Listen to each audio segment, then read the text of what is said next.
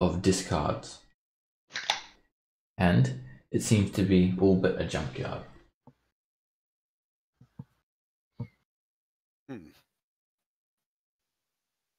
As you fly in, start approaching the district of discards, you see piles and piles of scrap metal constituting 20-foot high walls all around. There are glowing lights, strange smells, objects that are all foreign to you. Your senses are being alerted to a strange new world.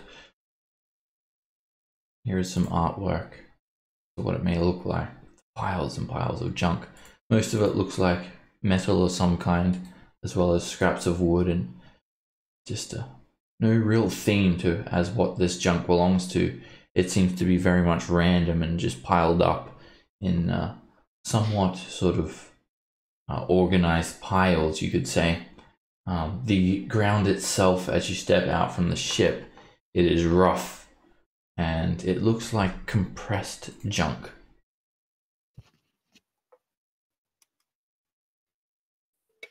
And Dylan gets out of the ship first, and you follow him. You step out onto the floor of this junkyard. You should all be level 2 as well, if you haven't already taken that level. Level up now.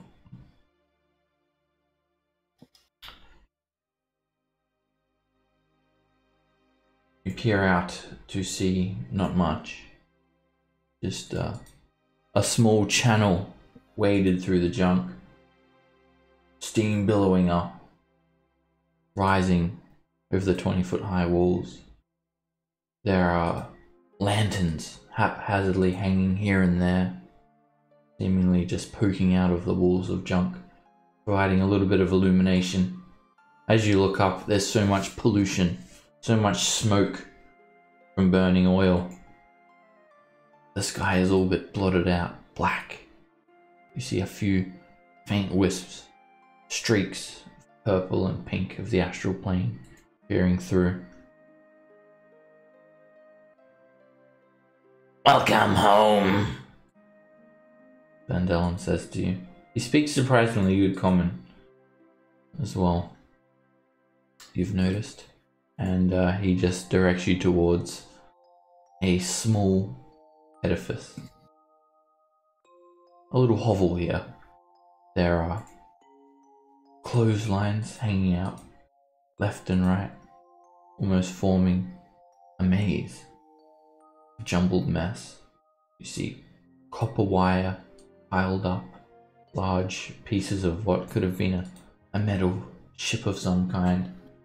And he directs you to this small, squat wooden building. Come on! We've got work to do! Get inside! And he steps forward, and there's a stone door which doesn't suit the rest of the house by any means. It looks like it was taken off some other sort of building and put here. There's a green awning hanging over the front entrance and a outdoor oven.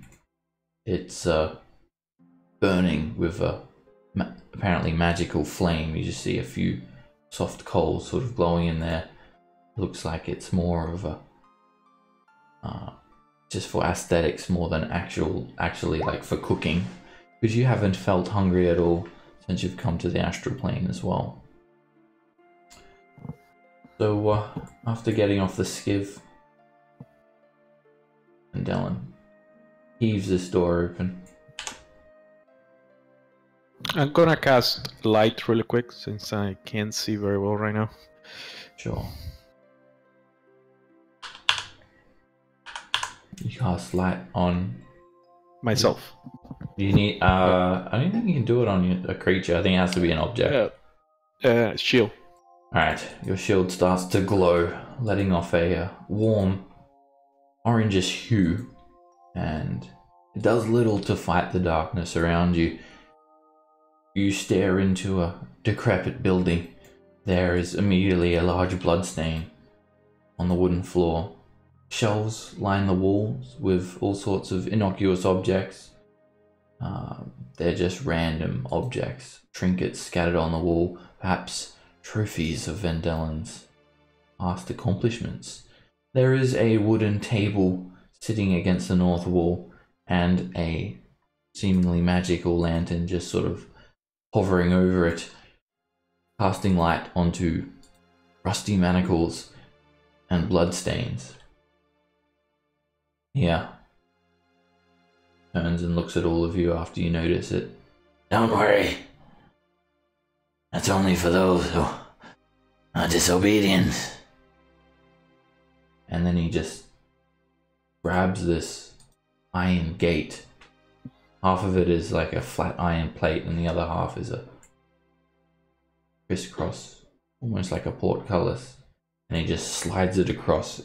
It sort of screeches on these like rusty iron rollers, pushes it across, and you see a small room. There is a couple of bits of paper scattered along the floor, a trough up against the northwestern wall, big pile of hay in the center, and a curious looking creature gets up to greet you all.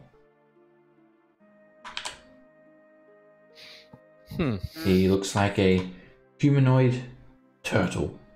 He has a shell. He stands about 6 feet tall. And you're not sure if he's a male or a female. And he just sort of waves with this slimy, gangly, scaled arm. He's got like leathery sort of flesh. Hello? You've got some visitors, Marlax. Meet your new buddies. Get in there.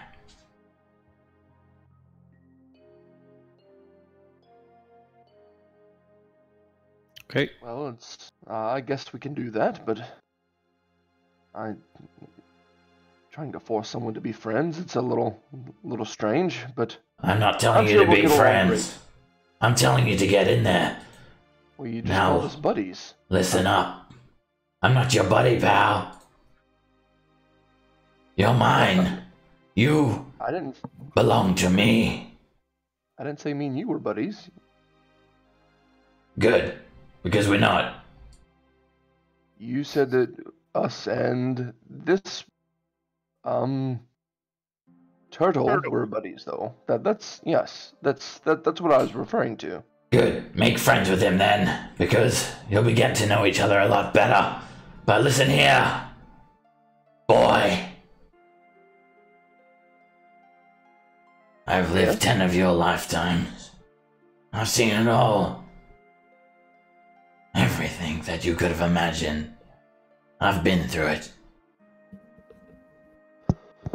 I am your superior, and I am your master. You belong to me now. You do as I say. Now make your beds. And then he just slams the gate shut. I have a mission for you in the morning. Or what you would call morning, I guess. Get some rest. Big day ahead. And then he walks off and he opens a wooden door to the east and slams it shut. And you hear it locking. And call it. All right, we'll see you in the morning. Hello, I'm Marlax. Are you a prisoner here? I think so. How long have you been here? Not long time. Me was swimming. And the big ship came down. Me went to say hello. And now me here. I'm Marlax. Nice to meet you. Name is Madman. Oh, this was my bed, but it's very big. And he points to a large pile of hay, sort of quite dirty, and there's small insects crawling in it. We can share. I'll think I'll sleep in the corner over here.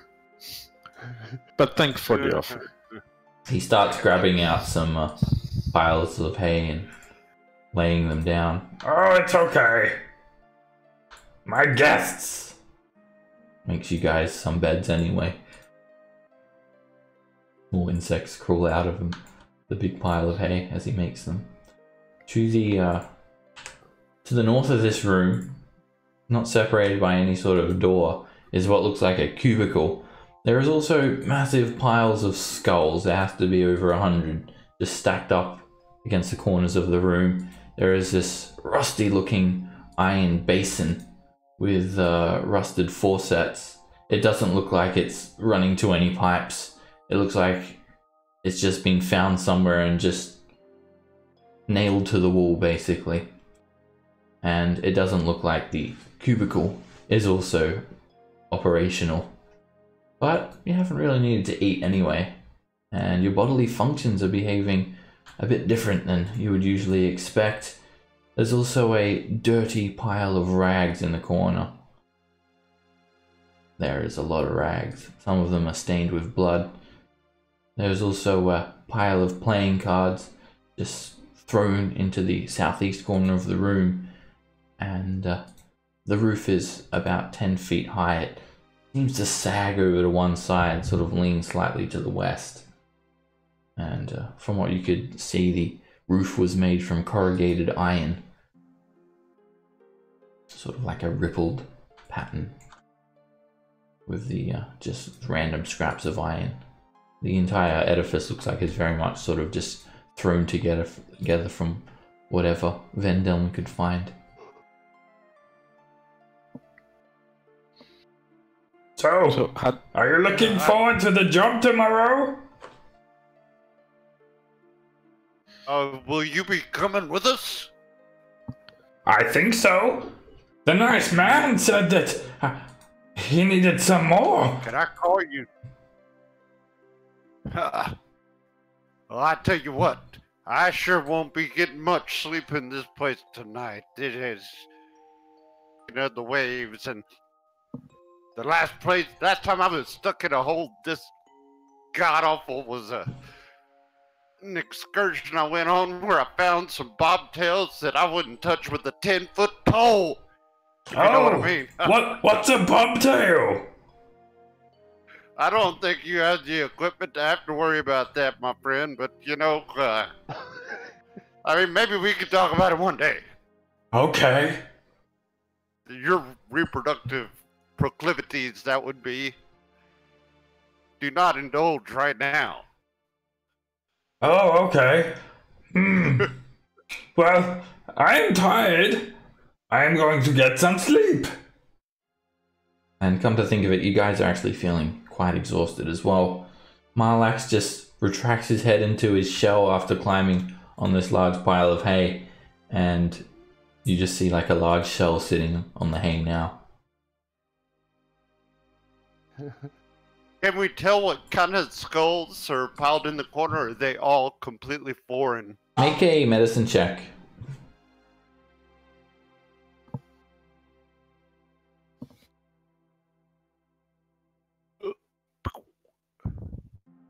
There is a wide variety of skulls. There's definitely a couple of dwarf skulls in there. You can easily tell that they're dwarf skulls because they're much wider than a human skull.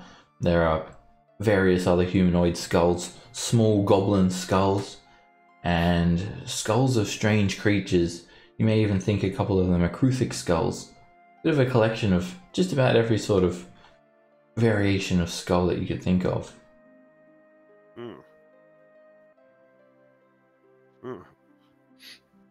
Well.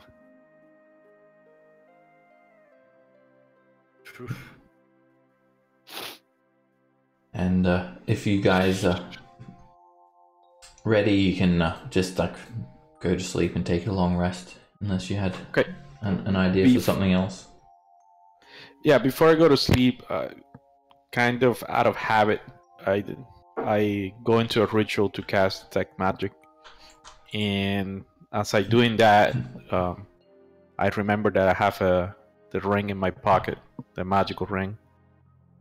So I tell the people around me what it is, and if somebody wants the ring of protection. Who was it that wanted the ring of protection?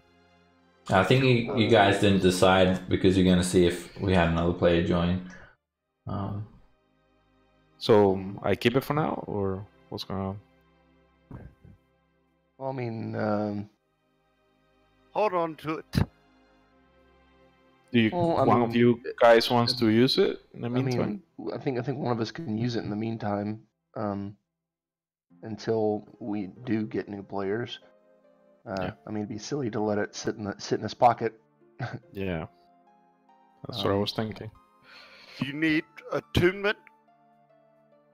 Yes, and this is the perfect time to attune to it. Yeah. Okay. I mean, So I'll take it. Well, wait. Ren just took a level of paladin, I think. Mm-hmm. I did. So Give the you ring wanna? to him. Yeah. So I'm gonna be over here and say, "Hey, Ren, catch!" I'm gonna throw it to you. Oh, now you gotta make an athletics check to see if you catch it. Falls through Athletics the or floorboard. acrobatics? That'll be more like a deck save. Yeah. Snatched out of the air. You actually put it on. Like you just put your finger forward and it falls onto your finger perfectly, and it becomes instantly in tune. So It's like the I'm assuming that universe knew there's. how awesome it was. I look impressed, but I don't say anything. So there's no anything else magical in here, right? You detect some illusion magic, a bit of faint illusion magic, and you would presume that's from these lanterns that are hanging here and there. Probably like a continual flame spell or something like that. Okay. No other magic.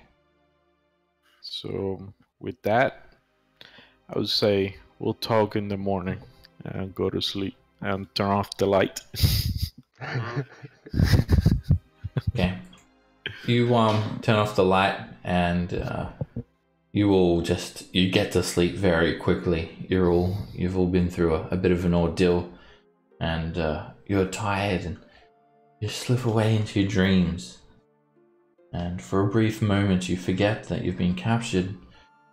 It's a very strange sensation to wake up and realize you're not in your room or where you would expect to be. You're in this foreign world, and reality sinks in as you remember that you have been captured and you are a prisoner of this foreign alien creature, Githyanki.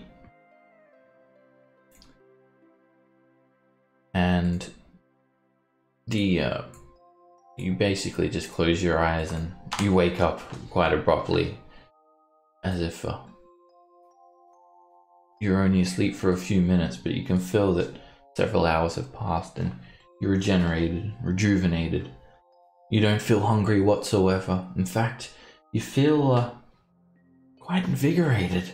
There's something about the astral plane that just gives you this sort of buzz of energy. There has been proper gravity here from what you can tell, and soon after waking up, Marlax will go around and push the hay together again, sort of making your beds per se. How do you spell his name again? Marlax? Yeah. It's Marlax. Marlax. I'll type it in the chat too.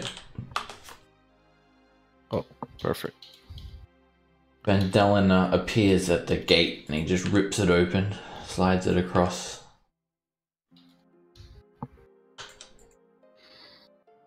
And he just stares at all of you. And just when I was having a beautiful dream of a party last, you have to show up right in the door. He smiles. Ah, dreams. I used to have dreams. Aspirations. Time for your first duties, slaves. Come What out the front. aspirations did you have? That's none of your business. Well, what do you want from us? You'll see. Line up out the front. Would we know anything about Githyanki? I do, but it's generic, nothing specific. I'd say you guys know very little about them. Okay. Probably about as much of what you've seen. And he assembles you all out the front of the junkyard. I'm gonna say Olakan is sick, and Vandelen just says suit yourself when Olakan says he can't move and get out of bed. There's enough of you. Not that I expect any of you to come back alive. This is a dangerous place. You are on Toonarath, and I am a Githyanki. If I remember correctly, Toonarath is a marvelous city. Is this part of the city? Or do you live in the sewers? This is the district of discards. So the sewers. Not a sewer. It's where the forgotten go. And why do you live here? I would have expected a marvelous and ferocious warrior as yourself to live in the middle of the city. That's not a story for now. Because, mateys, it does appear that we have been by a true scrub. You watch your tongue, dwarf, or I'll shave your beard. And then you'll hang up on the clothesline. So, you did not really answer my question. Enough Why questions! do you live here? There's no point explaining anything to you. You'll probably die soon, and I don't want to waste my breath. Now, do as I say. Listen to me. This is a dangerous place. There are many Githyanki that live here. Many that'll try and deceive you, trick you, or take you. And you are mine. Let it be known to any other Githyanki that tries to claim you that you already have an owner, and his name is Vandelen Thenodin. If you encounter Githyanki, they try to sell you something, do not barter with them. They'll no sooner rob you. It is forbidden for Githyanki to trade with your kind. Your first task, and a big smile comes across his face. Take in the washing. Over there. He points to a clothesline made from rusty copper wire. Strung across it are heads in various states of decay. Humanoid heads. They're shriveled up and rotten. Hardly distinguishable to what sort of race they belong to, let alone any facial features. Easy enough, isn't it? Oh, that's easy. Isn't he a nice man? Oh, come on! Don't just stand here! Go and collect it! Can I ask why you have a clothesline with heads on it? The next person who asks me a question is going to get hurt! Just asked a question. It's not like it was gonna hurt anybody, but okay. And he's still just smiling as he watches you move over to the clothesline. And at this point, I'm trying to pay more attention to him throughout all this time, and I have been trying to see if he has like any weaknesses that I can see, like some kind of injury or like something that I can tell that is a weakness, or if I see anything specifically that looks off. You're not really seeing any weakness whatsoever. He seems to be fairly well presented. He wears half plate mail. He has fancy looking beads in his hair. He's got gems studded in his half plate mail. He carries a long sword on him, and you've seen he's able to cast spells. He seems tough, and you wouldn't know which angle to approach him from if you're trying to target his weaknesses. Okay, fair enough. Although he seems quite flamboyant with his hand gestures, you can tell that he's definitely a formidable warrior and a Githyanki nonetheless. They are born for combat. Alright, Rin, you head over to see these heads. 3 heads. One with black hair, one with blonde hair, and one with red hair. Hanging upside down, the hair is dried and caked with blood, almost standing on ends, and in between the gaps where there aren't heads, there are bones just hanging up. The copper wire has been put through it as a hole has been punctured through the bone, and the wire is wrapped around this sort of rusty looking pipe hanging on the side of the Vendel's squat, and then just like a random piece of junk. And all around you, these are like these just walls of junk. You look out to the east and you see a bit of a passage that's been cut through the junk itself, and you notice several large bat-like creatures perched on a massive piece of metal.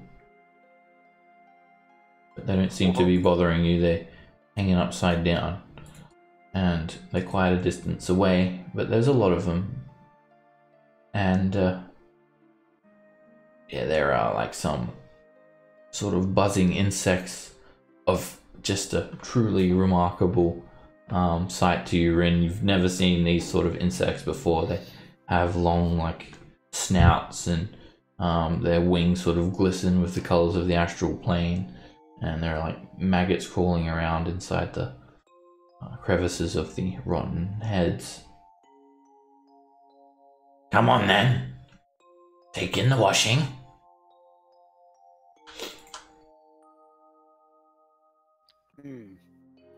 What exactly do you want us to do? Get it! And as you're saying that, suddenly you're surprised. 2 creatures crawl out of the junk. They look truly grotesque. They have gangly arms, sharp maws, bulbous, almost oval-shaped heads, green skin, and their arms, they look to be over 10 feet long, as their legs. They seem to have their legs wrapped around like a coil wrapped around pieces of junk as they hang there, and they reach out to you, and they have 5 fingers, but when the fingers open up, they reveal thousands of sharp pincers. And they move so silently, and they're so well blended with the environment that you guys are surprised they destroyed you with their stealth checks, basically. So you guys haven't even noticed yet that they're reaching out for you, and that's exactly what the first choker does.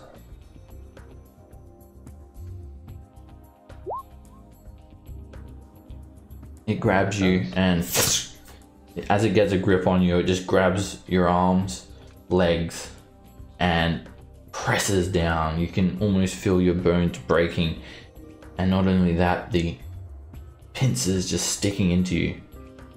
You are grappled, and you're restrained. You take 10 points of damage. Jeez. And then the choker uses its aberrant quickness to take another action. And Oh my god. it crushes you some more. Okay. So my new character, You it now just I'm already down. it now just grabs you on the neck and it chokes you to a point of unconsciousness, and it actually has 2 more attacks. Damn. It uses a little bit of movement to just drag you up into the junk and move over here, sort of dragging you away, Rin, and then it reaches for Colin. It swipes and falls short, and then with its final attack, it misses you, Colin. Jesus. Marlax, like, you guys are surprised, so you haven't even really reacted yet. Marlax is just sort of looking around. Oh, he's a very clean man, isn't he? He does washing. This choker reaches out for you, Colin. The first attack, let me just see if it beat your... roll an actual stealth check for it, not for surprise. You don't see it, so it's hidden, and it's going to attack you with advantage, Colin. A 16 hits. You take 8 points of damage. You're grappled and restrained. Ooh. And it starts crushing you. It takes. You're hit for another 10 points of damage. So, how much was the first? 8. So a total of 18 points. Okay. And then it uses aberrant quickness to get another action. It just keeps crushing you. I'm dead. A 12 misses. And a 12 misses. And then it just like jumps down onto the ground and hisses. Math, Ben, you're surprised. Rin, you need to make a death saving throw. Jesus. You succeed, and Van Dellen, he steps forward as if he knew this was going to happen. And he just laughs. Good morning, Toonerath! Colin.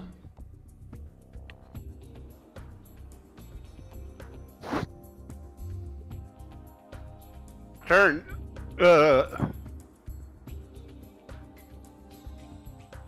Let's see. I will attack this one right here. An 11 Miss. misses. And I will cast a bonus action healing word. Rin. Alright. Alright. It has put you down as well, Rin. It just like drops you there. You're about 10 feet up, just nestled on a pile of junk, basically. Okay. I guess that's it. Yeah.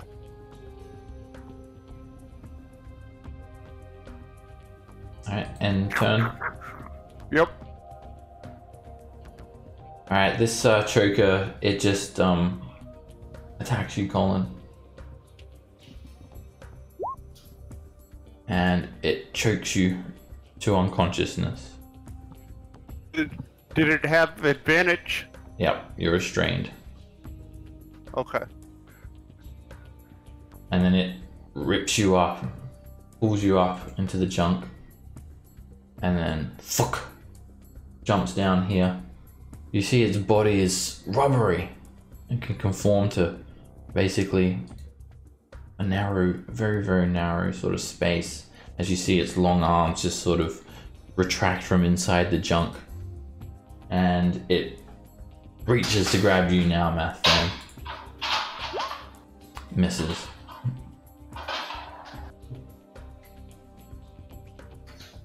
Marlax, he like realizes what's happening here. Oh no! They're scary! And he just retracts into his shell.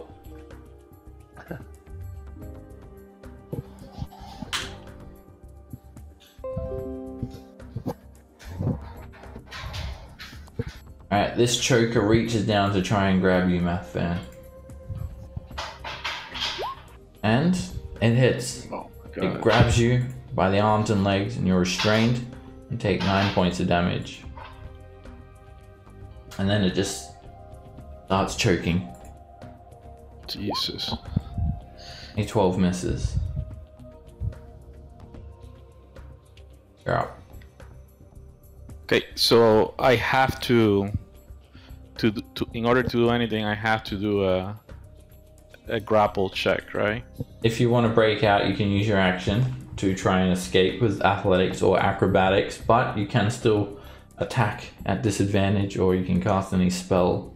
It just makes attacks against you have advantage and your attacks have disadvantage, and your speed becomes 0 and you have disadvantage on dex saves. So to break out is an action. Yes. Okay, so I'm gonna try to break out with, is it a check or saving throw? Athletics or acrobatics, your choice. Athletic or acrobatics? Let's see. Acrobatics. Nope. You try to slip free, but it's just holding you too tight. Okay, so I'm gonna cast, as a bonus action, I'm gonna cast Healing Word on Colin.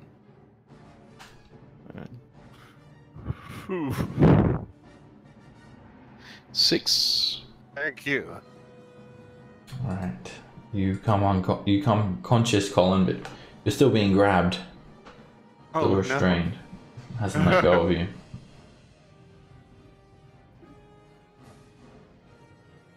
I could have thunderously rebuked that guy. Ah. Rin. Which one is grabbing Colin? It is this guy. Okay. I'm gonna get up and then do a controlled slide. Make Down, an acrobatics down. check.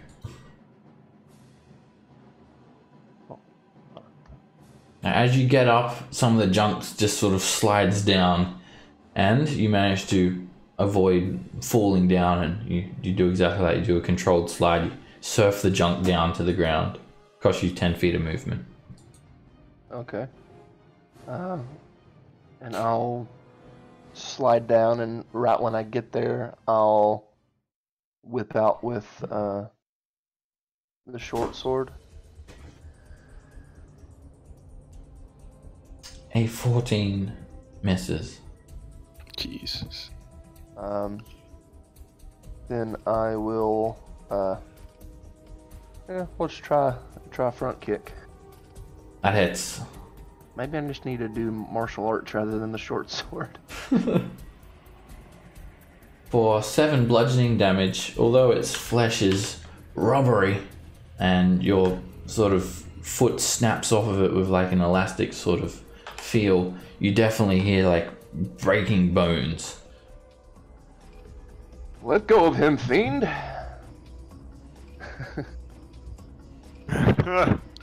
Van Dalen has his arms crossed and he's just laughing and watching. Not bad! But you, my turtle friend, you need a lesson in combat. And he just like kicks Marlax. Get up! Don't make me force you up. Marlax pokes his head out of the shell. Okay. Deal yourself, turtle. Hold on. Okay. I'm grappled, correct? Or I'm prone. Yep, you're prone because when you're knocked unconscious, you fall prone. And okay, so if you want to break the grapple, you need to use your action to make an athletics or acrobatics check. Can I still do a bonus? So yeah, it only does like this stuff. Your speed becomes 0. Your attack rolls have advantage against you. You have disadvantage on attacks and disadvantage on dex saves. You can do everything else as normal.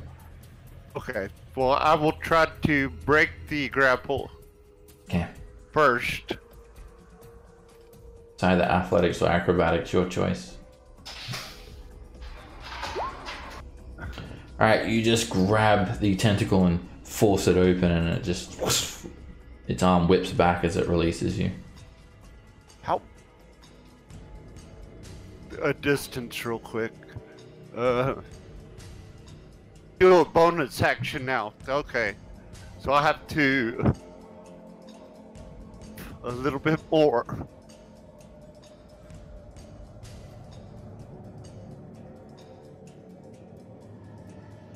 There you go. Who are you healing? Myself.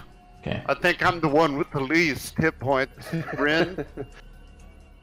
I think we have the same amount at this point, but it's okay. I mean, yeah.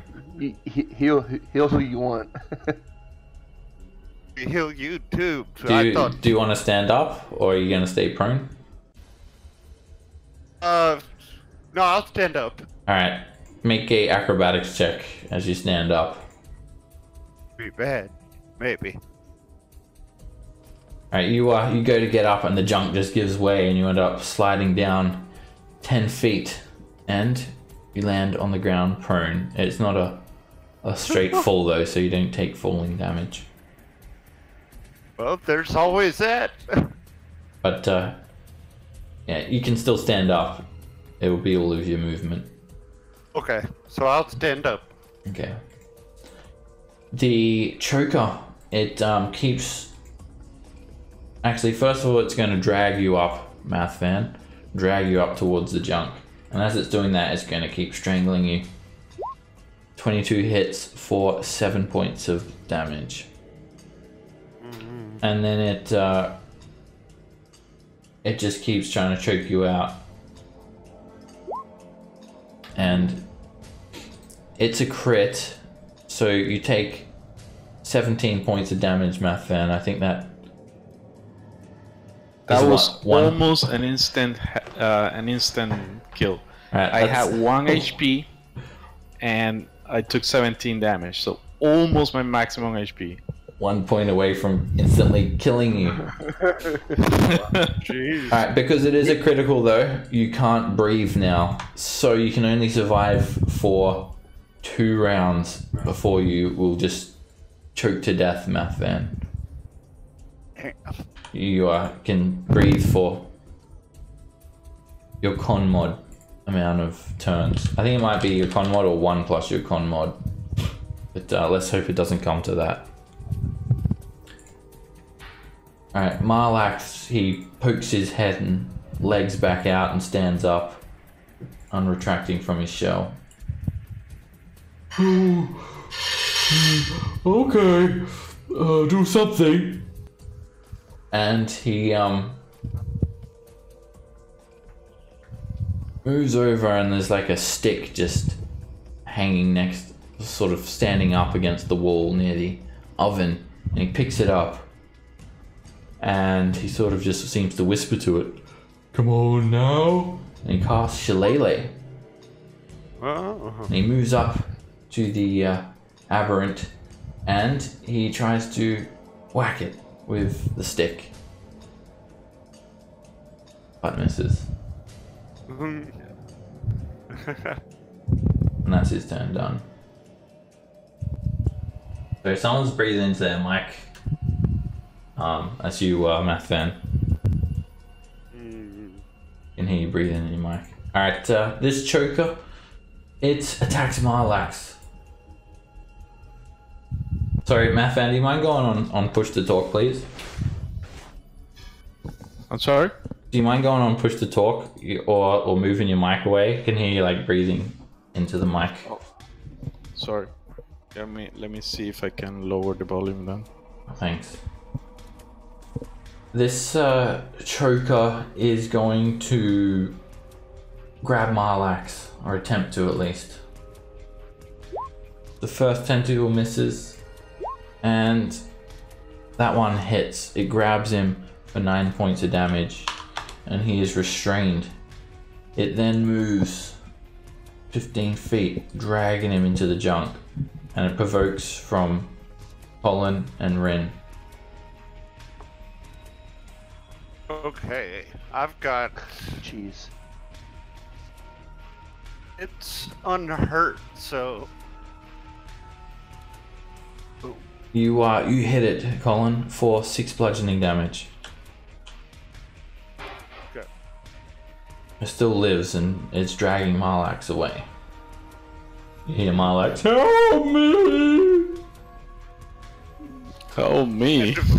Oh, that wasn't my. Math Fan, make a death saving throw.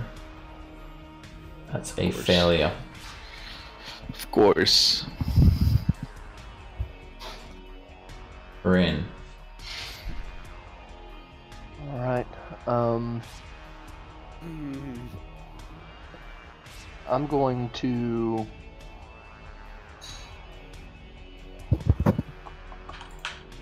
If I threw a dart at this one, it would be at disadvantage, right? Yeah.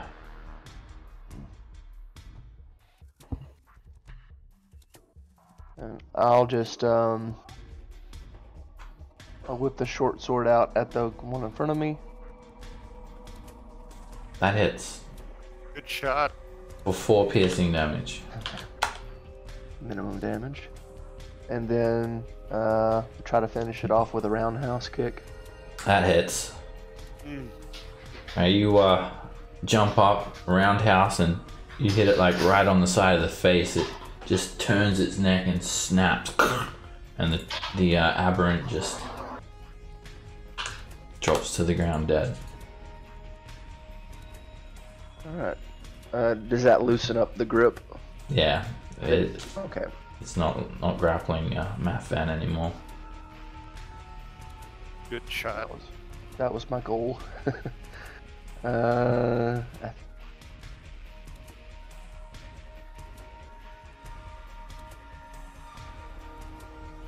gonna be it. Vandelen chuckles some more. This is good! And he just like reaches into this barrel and like picks up this strange sort of root, and he just starts like chewing on it. Smiling as he does. Colin. Can I get this one? Has it gone up? Yeah, it's up on the wall of junk. 20 feet up. Okay. Let's see here. It's like a bit of an angle. You would need to, because you've only got 25 feet of movement, you need to dash to get up there to reach him. Okay. Well, I've got to cast my last spell on Matt Finn. Nice. Thank you very much. Oh. Favors. I don't think I have anything. Do I have a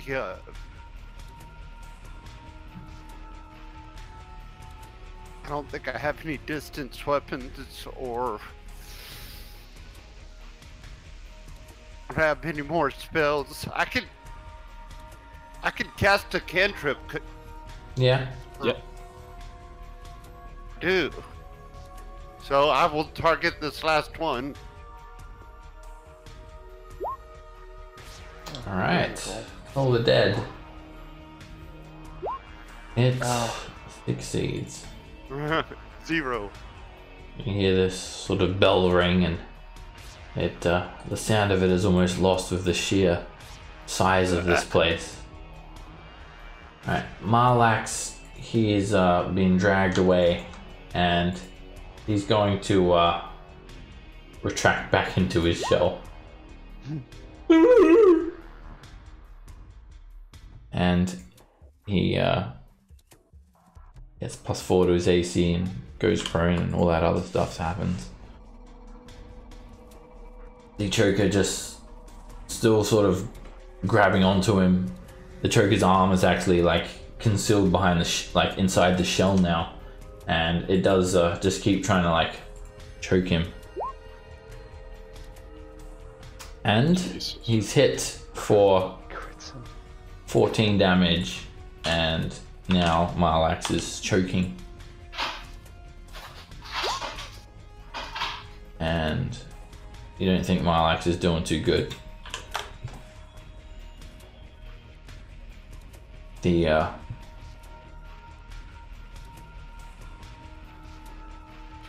choker just like drags him away. Goes behind the wall of junk.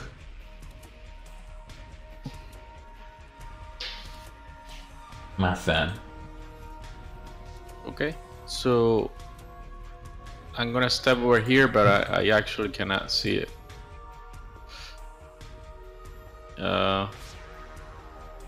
Nope, can't see it.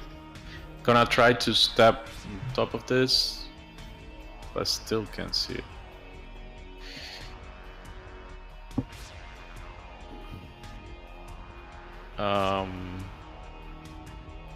Yep, there's nothing I can do, guys. I'm just gonna give up. Rin. Actually, I'm gonna move back too. Yeah. Is it difficult terrain to run like up this like You'll need to make a jump pile? athletics check. Athletics Or check? acrobatics, because it's not really like that you need to climb so much. It's you need to just climb in the right places. And I will provide with guidance. That's an action. Yeah, it's not your turn, Colin. Oh, yeah, you're right. Alright, Rin, yeah, it is difficult terrain. And you can climb easily. Oh, you Cool. have to hear. Alright, you get to with 30 feet of movement, you'll get not to the top. It'll be Oh, I won't 20 be able foot to high. get to Marlax. You can get within 5 feet. Yeah. Okay. I mean, does he look like dead? Because if You he can't doesn't- really see, just like the shell's retracted, and the choker's like got its arm in the head part of the shell, and you don't know if he's dead or not. You could use your action to try and tell if he's dead, but Well, I mean, I have a faster way to do that. I'm just gonna slap my hand on the shell and give him some lay on hands health if he's not dead. how many Oh, points? I'll give him all 5. Alright, you give him 5 points, and suddenly his stubby little tail pokes out the back of his shell. Hey, you're not dead. You just hear him being choked. Well, he has a way to fight back now, though, so that's good. Only one dead. Impressive. Colin.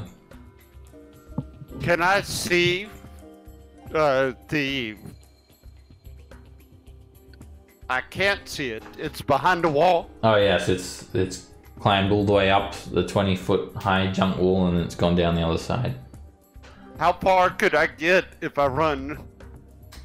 You can make an acrobatics check to try and move up it. It's difficult terrain, so you'll get 10 feet. That'll be halfway up. Oh man. You try to climb up, you don't find any handholds or footholds, and the junk that you do climb onto just sort of slides down. Do you want to do anything with your action? Or dodge or something? No, not right now. Okay. It's a good idea to always dodge, you never know what is coming. Okay, then I'll take your advice. I'll take the dodge reaction, or whatever it is. It's an action. And Okay. it does that. It makes attacks have disadvantage against you. Alright, Marlax pops out of his shell and as a bonus action, and then he just tries to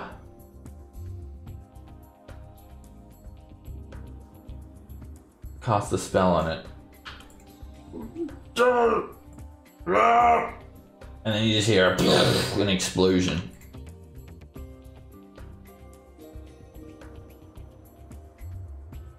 He uses a second level thunder wave.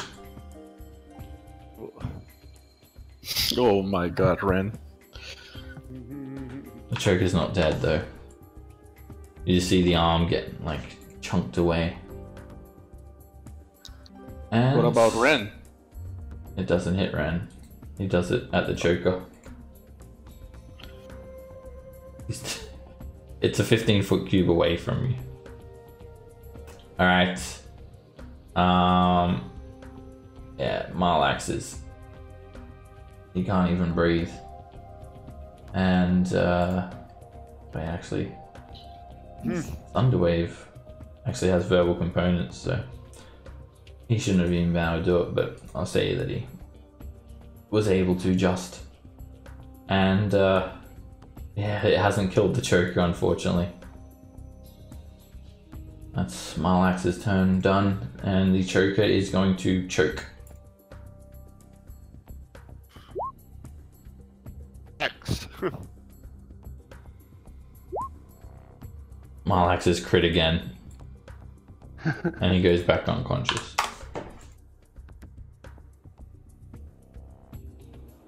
The choker drags him away some more.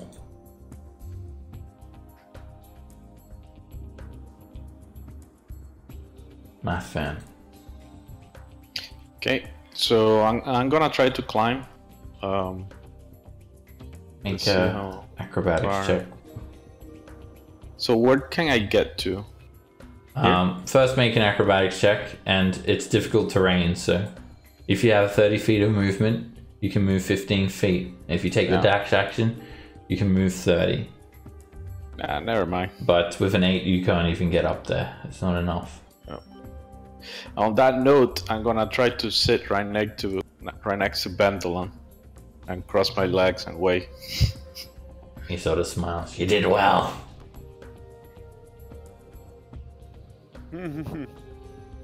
Rin. Alright, do I need to make another acrobatics check to get up to the top? Sure do. Okay. Alright, you can get up there. I'll just move the dynamic lighting so you can see what you see. You find an enclosed area with these strange sort of round black circular objects and a skeleton propped up against it. Another cylindrical blue object with another skeleton propped up against it, and the choker down on the ground, just trying to choke Marlax out, presumably to eat him. Alright, I don't want to just run too far from the party here. Man, I wish darts just had a little longer range. Well, you can move. You can still move like on the junk, freely. Oh, okay. Wait, so this up here, is this on the same level as I'm on right now, or is it down? It goes back down. Okay. It's like all this stuff is like a wall. Okay. I'll kind of like move like up on where I'm still on top of the junk.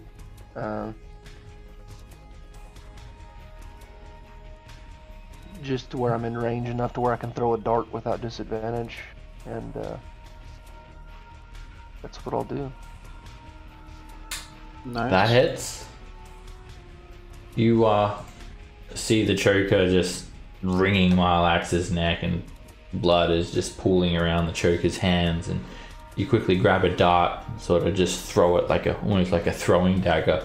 It spins, goes straight into the choker's eye. Like, the only part of the dart that's still sticking out is the feather at the end. The entire dart has lodged inside the choker's skull, and it releases Milax. He is still dying, so we'll continue to see if Rin can get him in time. Yeah. I'll use the rest of my movement to start moving down towards him. I don't know how far down this is, but It's 20 feet down. The walls are 20 feet high. I'll start you making my move way to him. 20 feet already? You moved 2 squares, right? Or 1? I think you moved 1. I moved 2 squares, so I've only got 10 foot of movement left. Yeah, you go down 5 feet, and now you're 15 feet from the floor. Okay. Alright, Vendellen just slaps you on the shoulder, Mathan. And that's it. Doesn't cast any spell or anything, just slaps you on the shoulder. Colin.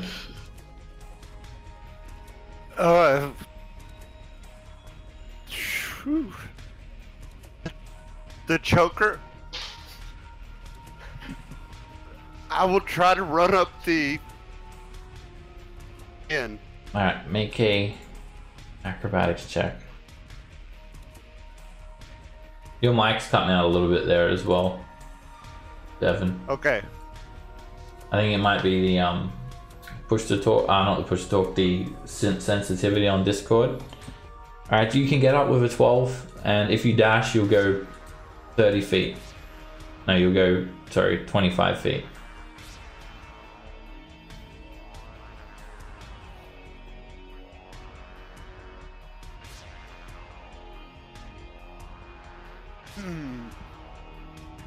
Hey, Colin, you're not actually a dwarf, right? You're a human?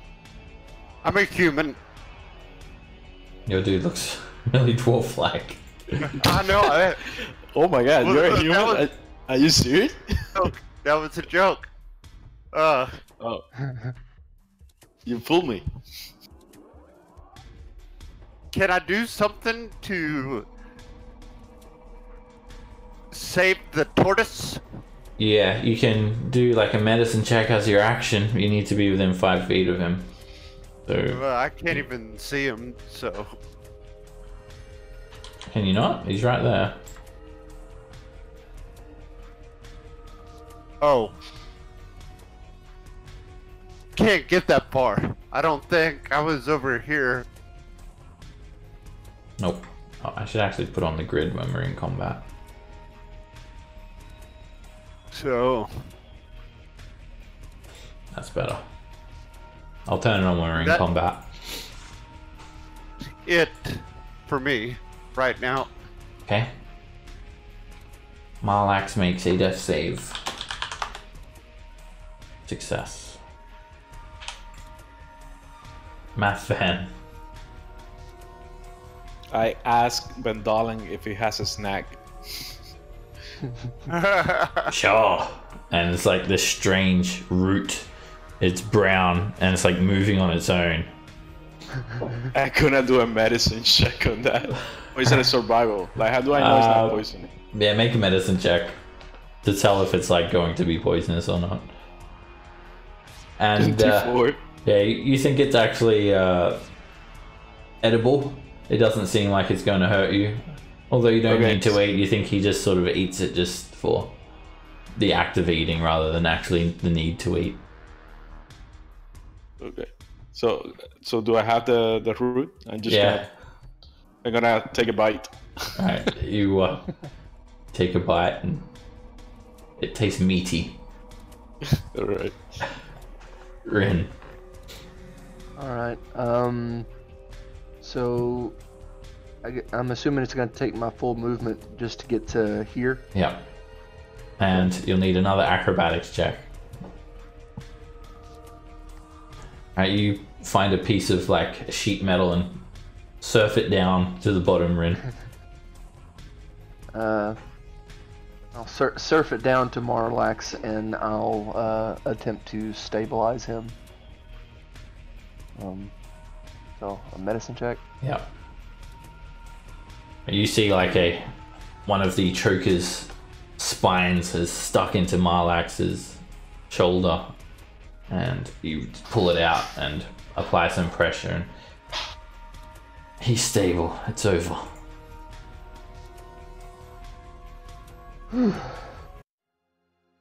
Well, that was Every single time. that was something. And you hear immediately Vendel like calling out to you, Hey, don't get too far away! Get back here! Don't make me come looking for you! Alright, hold your horses. No. Horses aren't horses. And I'll What did- start Vendel looks at him. What's a horse? I'll ask. I don't know. What's a horse? What's a horse? It's a four-legged animal with hooves. It carries people places, and it's just an idiom. What I said. It's just an idiom. What did you call me? Don't worry about it. Colin, could you help me carry this turtle? Showing I him will who's an provide- idiot. Faction. You guys can drag him up safely. Yeah. And at this stage, most of the junk is sort of just slid down. Just this whole entire pile is mostly collapsed. All right. I'll with Colin's help, yeah, I'll start dragging Marlax back over. Well, I think we saved him. Oh. I'm gonna. What should we do with these heads? I don't care about them. That was a test. And looks like, for the most part, you succeeded. Because you're alive. I told you this is a dangerous place. And now you know. I mean, we would have believed you without that, but okay. I know. We'll take your word for it. Oh, the best way to learn is from experience. Now, drag him inside. We leave in an hour. Well, you do at least. You might.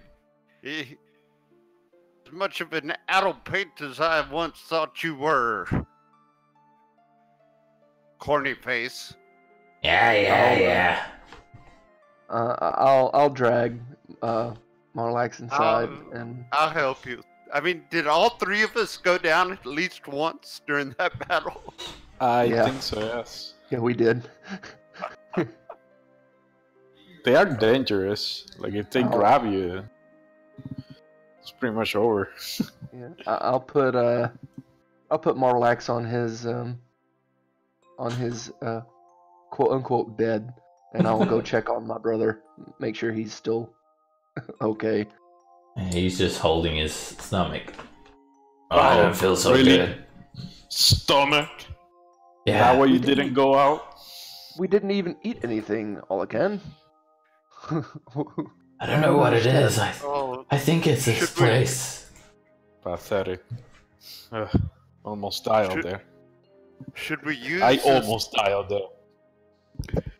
this time for a short rest to regain a few hit points? Absolutely. Regain Yes. a little health? Yeah, if we can short rest in the hour we gotta wait, I would say yes, let's do that. Go for it. Vandalen actually, he has this like great sword. It looks rusted to the point of being not suitable for combat, and you guys peer at him, sort of doing some sort of drill. Ha ha ha! And he like holds the great sword out up and sort of like just marvels at it and stares at it. If he really respects the sword, and then sort of catches a glimpse at perhaps some of you looking at him, and he sort of scoffs, and that inspires you guys to roll a d8 if you recover hit dice with a Song of Rest. So can I take one hit dice back then? Sure, if it was going to fill you up. Yeah, I would have taken the hit, that second hit dice back then. Chuck an extra d8 onto your rolls.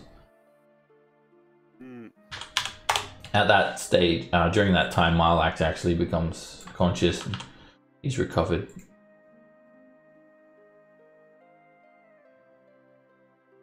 Oh, what happened to me?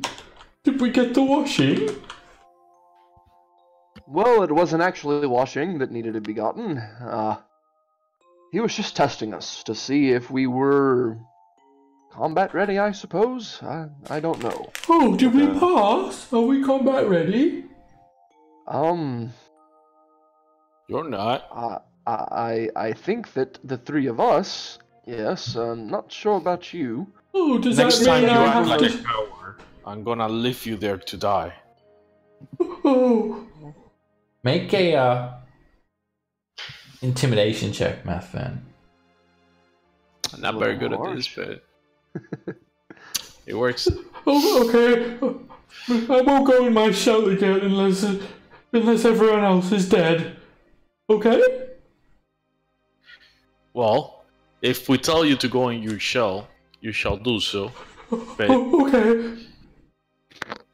but otherwise you fight, right? Oh, okay. And he seems compliant and a little bit afraid of you, Math Van. But compliant nonetheless. Okay. Yes, I will fight. And the hour goes by like that. If you blink, you would have missed it. Vandalen asks to assemble you out to the front of the hole again. Nap time's over! Outside!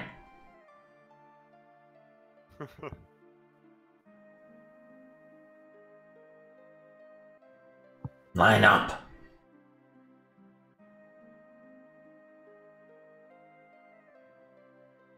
Now stand around me.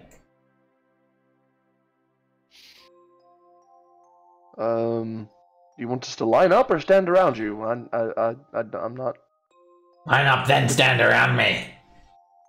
All right. Now, hold up your hands like this.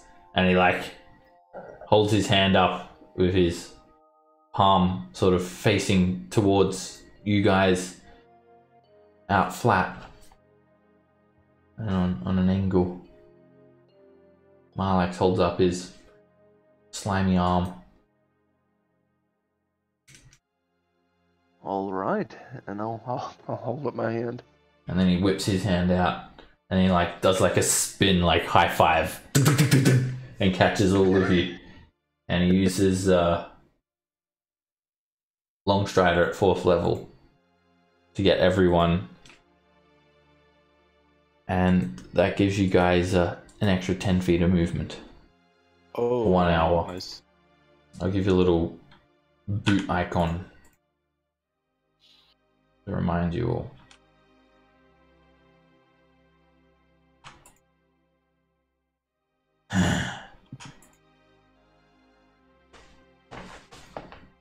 I think you deserve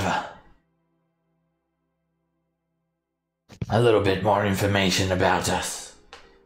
Githyanki. Absolutely. As he says information, my eyes go wide, and it's like, yes, tell me everything. He doesn't.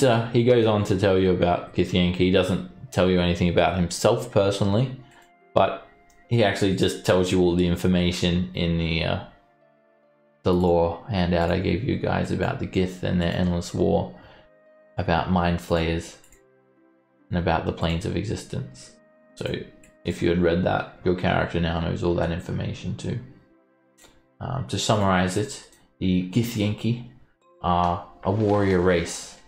They originally were enslaved by mind flayers, also known as illithids, and illithids used them as slaves, controlling their minds, until one day a Githyanki warrior named Gith, she liberated the Githyanki and managed to free all of the Gith from their illithid captors, slave masters, and the Githyanki escaped and bore themselves away to the astral plane to make their home on Tunarath.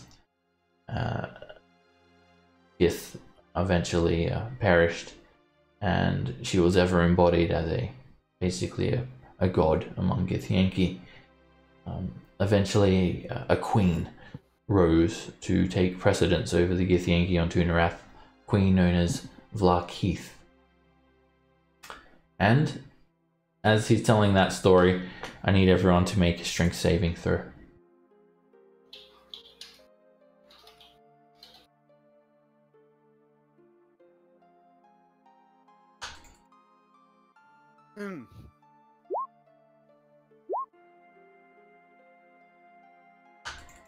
You guys feel this massive tremor. It almost knocks you off your feet, and it actually does knock Vendel into the ground. Ah! Junk just starts falling around and piling up everywhere, and you're surprised his hovel didn't collapse. Are we standing up on top of him? Yeah, you're still standing. He's on the ground. I In hold the a chocolate. world. So I offer him a hand to help him up. He just scoffs at that notion, helps himself up. I need your help. That was Queen Vlakeith. It's almost as if she heard us talking about her. They say she wishes every day, using powerful magic. And every day it disturbs the dead god in which we live on. Perhaps it's not so dead after all. And then he continues on to tell the story how the Githyanki were divided by another Gith named Zerthamon, who believed in a monastic tradition, and the Githyanki was split.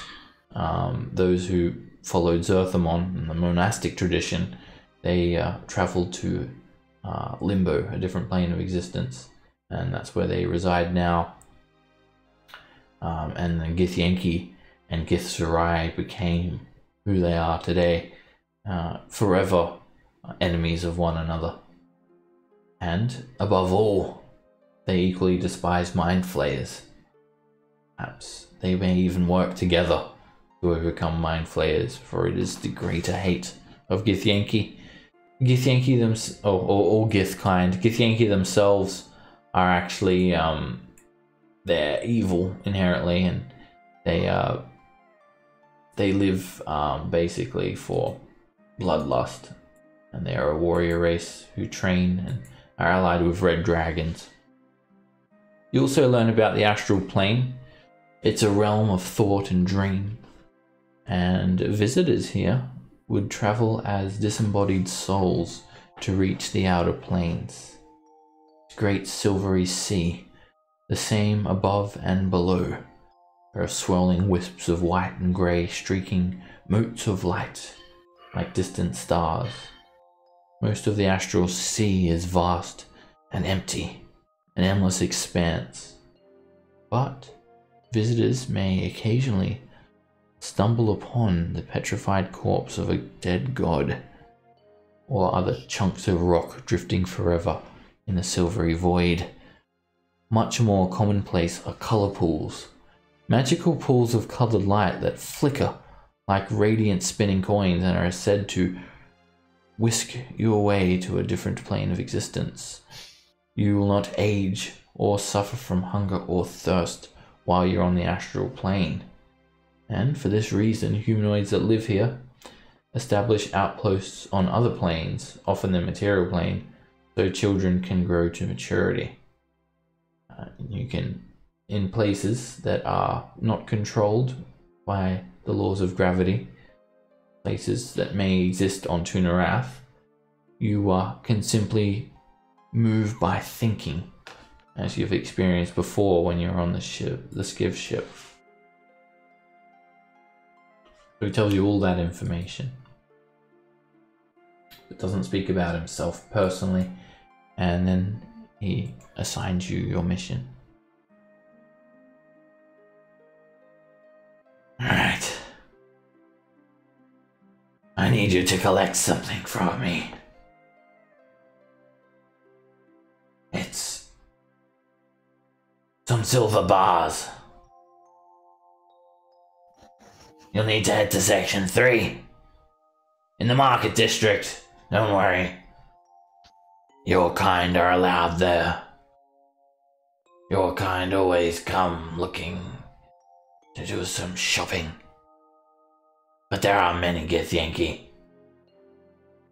I've heard there are recently some other space-traveling creatures that have been given some sort of authority there in Section 3. You best not get on their bad side. And do not trade with any Githyanki under any circumstance.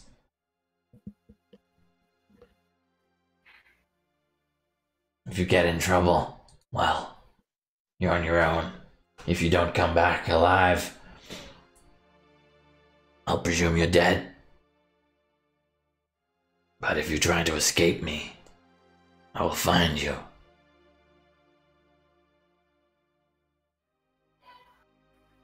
Head to Section 3. Purchase the silver bars. And he takes out this crystal. It's purple and it has this blue glowing light inside of it. There's 500 credits on this credit stone. Use them to buy me the bars. Capiche? I think that we understand. So, there is only a single currency used in Tunarath, and they're known as credits. They can be stored in these credit stones. Credit stones are imbued with the power of abjuration magic. It makes them far more sturdy than any regular gemstone. It's also infused with the power of psychic winds of the astral plane, which is harnessed. And Vendellen shows you this tattoo he has on his arm, sort of shaped like an A, you could say. He touches the stone on it, and you see the tattoo sort of interact with the stone, and the stone like glows blue brightly. There, 500 credits. As if he's just transferred credits from this tattoo onto the stone. And he sort of looks, oh yeah, this is an astral tattoo. I see you notice that. When one of these stones pressed against the tattoo, the bearer of the tattoo forms a temporary psychic link with the stone. And you can transfer credits either way. The mere thought. So he goes to flick you guys one of the credit stone. Who's going to take it? I'll take it. Alright. You have access to it. and basically it's a way to track currency, so you can keep track of how much is on it. There is 500 credits on it. I'll just start that off for you, and then you can like edit the handout to show how many credits you've got. I'll just I'll put it in the party folder for you as well, just so you can keep track of it easy. Right, so they're the equivalent of gold pieces, right? Yes, 1 credit equals 1 gold piece, basically. All right. So, do we get any reward for this? Yeah, you do. I don't kill you all instantly. How's that sound? Horrible for a reward. I was expecting a little bit more. You expect wrong. Now. Good luck. I'll expect you back within a day or two. Any longer and I'll come looking for you. And I will find you.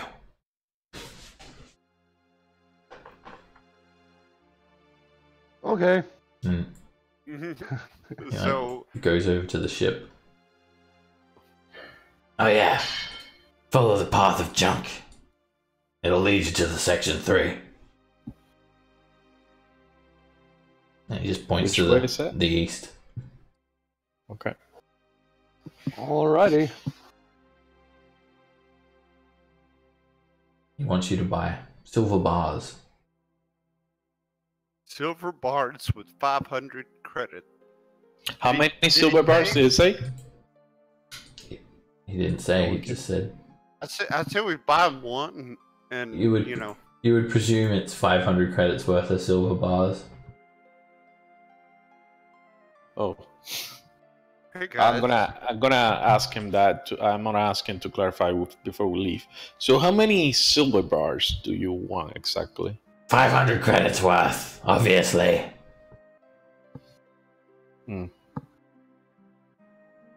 In case we're not familiar with the prices around here, how much is that? Like, are we gonna be able to carry them?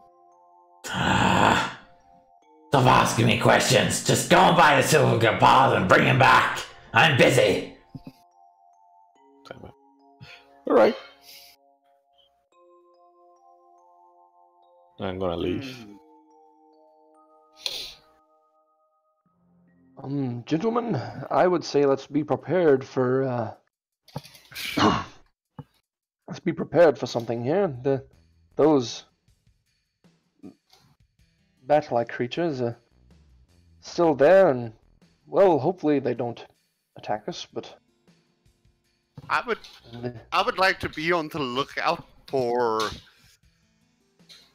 metal that seems to stand out from just the normal junk Oh, that's there's around. like some sort of precious metal, valuable metal. Like, Anything of value. I mean- Anything that could be used to fashion armor with, or something like that. Like that lightning worm that put me down on the ship. there is like an abundance of scrap metals, just like an endless supply.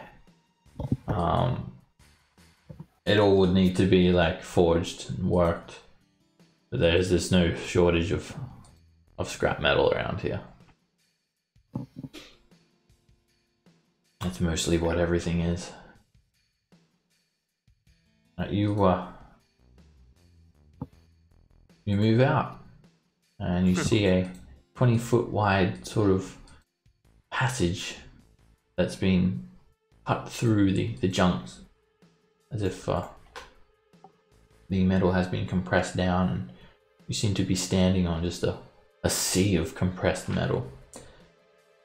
As you move up, you see a large scrap. It has these sort of jagged wires sticking out of it. It looks like it was a part of some sort of massive vessel, and all of these little bat-like creatures are just sort of dangling around it. There's maybe a dozen or so, and they don't seem to be bothering you guys. They just sort of hang there. They don't As long like. as they don't bother us. They I don't bother like. them. They don't move from their perch or anything like that.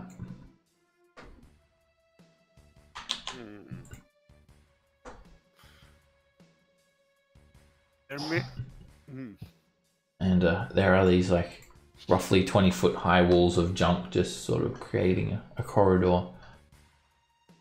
You do see beyond where these sturges are, there is an area. You can sort of see it through the shape of the metal. There is something behind these guys. There's something behind. Okay. It looks like a passageway that I can see behind these. Alright, you hear Valendellen call out to you from like the darkness to the west. If you're going that way, steer clear of the pool. Stay clear of the pool. Do y'all want to see if we can scare these things off? I don't know. I mean, I know there's like one. I don't want to scare things that might kill us. They don't look like they're that strong, but at the same time, there are. They don't They are look like numerous. they do not look as though they are interested in fighting. Yeah, but if we provoke them, they might. Yeah. It's Oh, true. I'm sure they're friendly. I know what those are. They're sturges. And They're like what can you tell us flying about puppy sturges? dogs. Oh, Flying puppy dogs. they're just misunderstood. They're hungry. Oh, they're hungry. Great. We don't have any food, and Oh, we are the food. yeah, let's keep going. Okay. Yes, whatever you say, mister.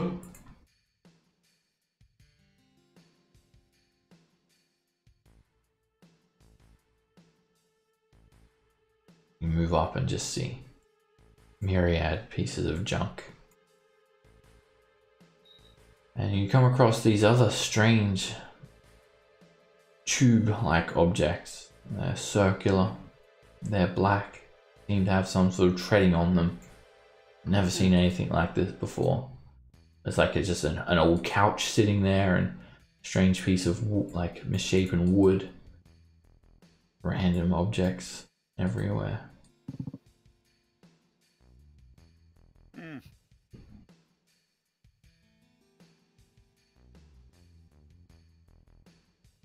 Hey, it's a seat. Why would someone leave this here? I'm gonna investigate the seat. Alright, you make an investigation check, math man. Sure.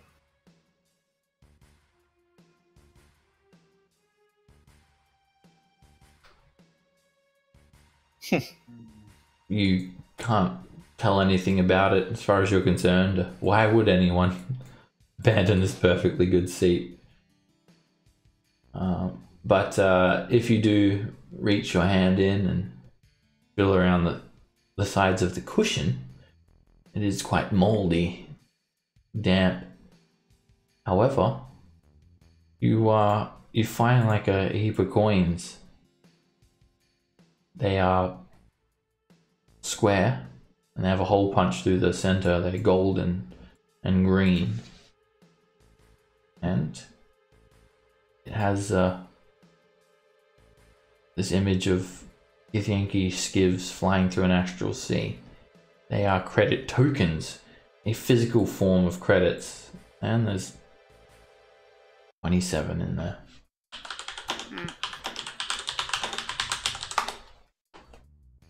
Nice. So I will take the credit for now.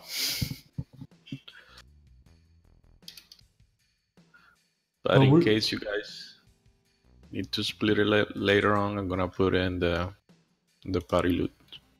Are we just going to leave this chair though? Why don't you sit in it? See how comfy it is. Am I allowed to sit in it, Mr. Mathfan? Yes, absolutely. I'm gonna take a step back. Oh, it's not really that comfortable. There's a piece of wire sticking into my leg. Am I allowed to stand up now? Yes, Oh, absolutely. good. You see like a coil has like stuck through it. Stuck into his leg. What is that? Are these barrels empty? Yes, there are a couple of rusty iron barrels and they're empty. Okay. Lids removed, tipped on their sides. Oh, look. As you approach this There is a area, vehicle. you see a strange looking vessel. It has 4 of these circular tube things that I it cannot stands on. edit the party loot handout. Let me give that to you. So the party loot will be need to be sort of edited only by one person to keep track of. So are you happy to look after that, Math Van? Might let somebody else do that. It would be basically a bag that someone is carrying.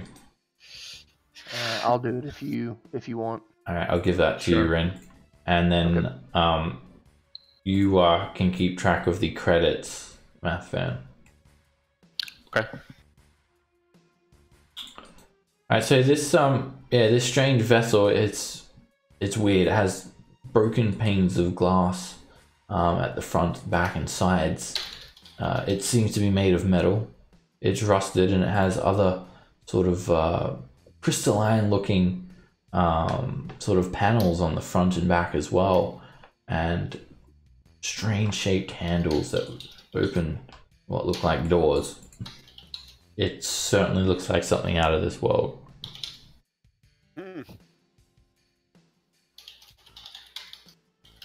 What would we call this thing?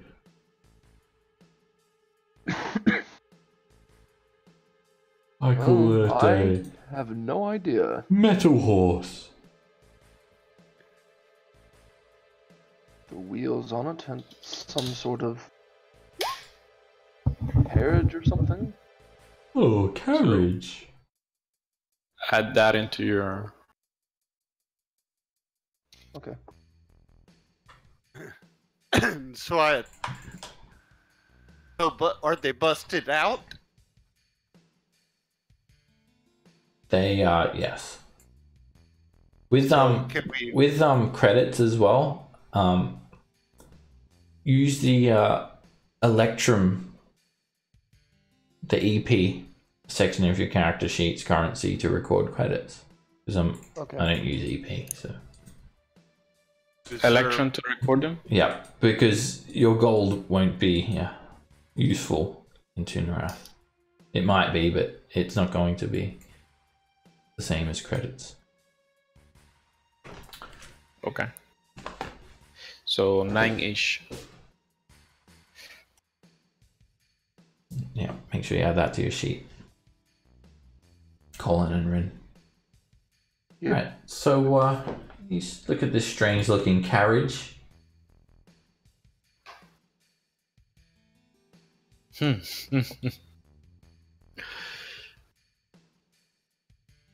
What is this thing?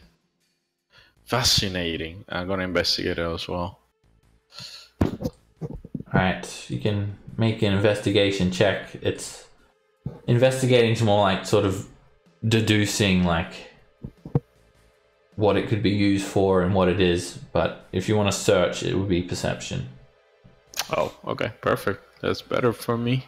Yeah, because perception, you're looking and you're being like sort of aware of your surroundings. With investigation, you're more just trying to understand things. Okay. So, are you like going inside and looking, or? I'm looking through the windows. All right. You look through the windows, and you see a strange box sitting on the back seat. Also, you find a secret door, Mathan. The back of this carriage seems to have a secret compartment. Oh my god! I found a secret. I'm gonna try to open it. You try to open it, but it doesn't open. It seems like it's locked. It has a very strange looking lock on it as well. Well, I'm gonna go to this ship's steering wheel and see if I can't find the way this thing works. All right, that will be an investigation check.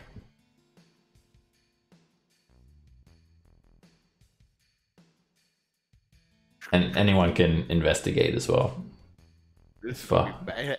Oh, no. you do well, Colin. All right, you find a hidden lever underneath the ship's steering wheel, and you pull it, and the secret door at the back of the carriage opens up.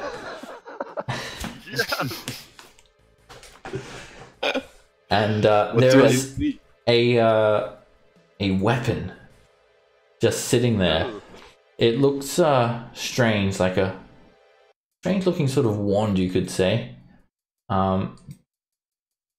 It looks like the sort of creature, the sort of weapon that one of these planner bearing creatures would use. And you need to make a intelligence check to try and figure out what it is and how to use it. What Well, type I'm of gonna hit- intelligence check? Just a straight up intelligence check. It's certainly I'm gonna give- not Oh, go ahead. magical.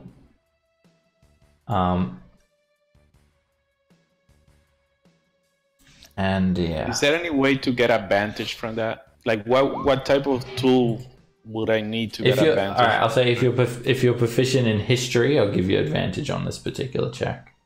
How about this? I am proficient. Matt Okay, I'll give you Van, I'm advantage, going my to fan. provide you with the guidance, and So straight your up check. intelligence check with advantage. Here we go. It's certainly an object that you'd see probably in Faerun.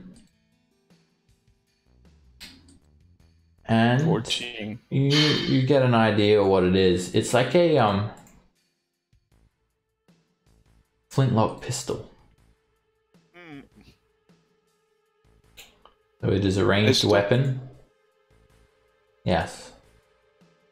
oh, And you've heard about, like, you've probably read about like other planes, Mathvan, and particularly the a very like sort of popular realm known as Faerun, because great feats have been accomplished there. And you've heard about a little island called Lantern.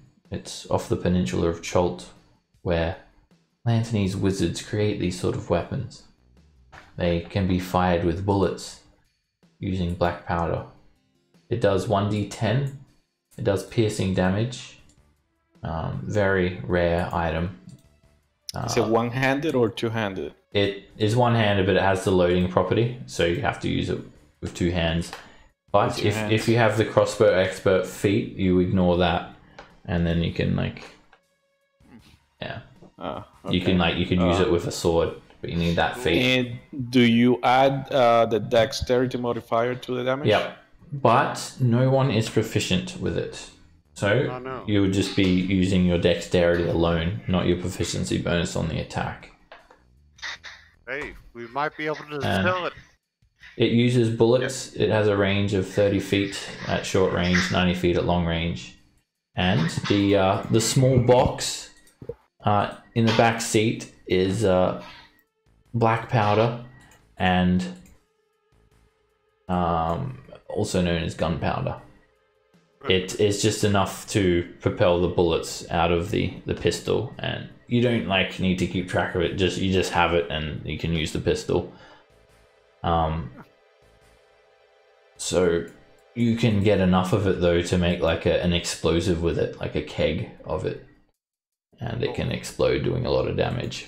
You also know what it is immediately by looking at it, Mathvan. And there are 10 bullets.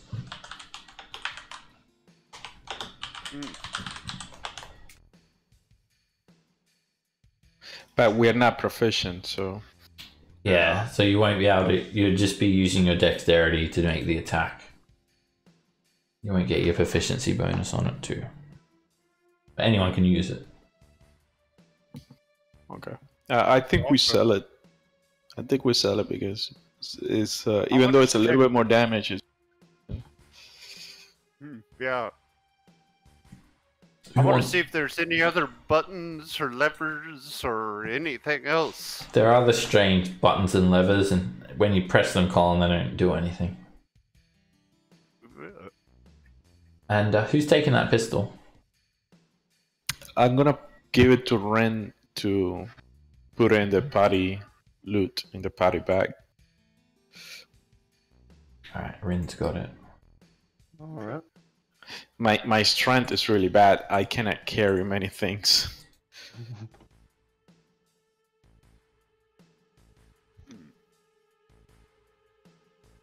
Oh, I've seen those before. Oh, there are these fancy peoples that makes them where I was living. I would swim over and say hello to them sometimes. I would find them washed up on the beach. It's a pistol. Pistol. Yes. That's what it's called. It's a fascinating device. Too bad then. I don't really know how to use it. The little gnomes. They were using them. They showed me how to use them. Can you teach us how to use it? Oh, I can. It would take a little time, though. How long? Maybe. Am I allowed to answer that? Looks at you, Mathvan, before he answers. What? Am I allowed to answer your question?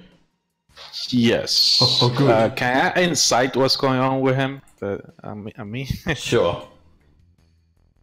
Oh, I mean... let me do a... No. Scared him to death. Yeah, you did sort of intimidate him before, so you think he sort of doesn't want to overstep any boundaries with you, basically. Okay. So... There's...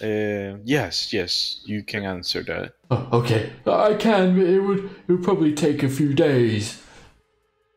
Few days, and does that mean so that means that we become proficient with it, or? Yeah, he could show you how to use them. Hey, there's a Duke of Limbs over here. I'll One of them magical torches over here to the west. You see another large pile of junk, and there is another one of these magical lanterns sort of hanging here, illuminating a skeleton who's propped up against the wall, and he has a dagger in his hand, and the dagger is glinting. You can see runes inscribed into it. It's got it held in its hand. Ooh.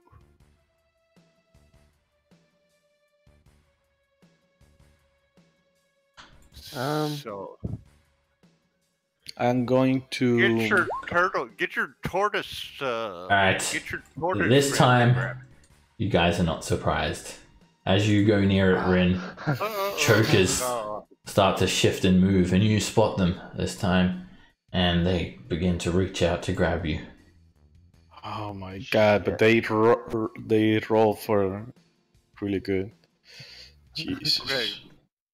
Alright, one of them, it's just literally like untangles itself, like it was like just tangled up in a strange sort of ball. It comes through this impossibly small like crevice, like it's only 4 inches wide, and it comes out, and it just this pile of junk here is only 10 feet up. It's a smaller just little island of junk, and it reaches down for you with its tentacles, Rin. Oh, I had it set on Whisper still. A 13 misses you. And again, Alright, it grabs you That's me. for 6 damage. You're grappled and restrained. It drags you up, and it uses its aberrant quickness to attack again. Just grabbing you. You're vicious. It hits you for 6 damage. And it makes another attack. And misses. Starts ripping you up into the pile of junk we're in. Math fan. Okay. I'm gonna step over here. Can we go on the grid really quick? Oh yeah, sorry. I gotta remember to put this grid on when we do combat.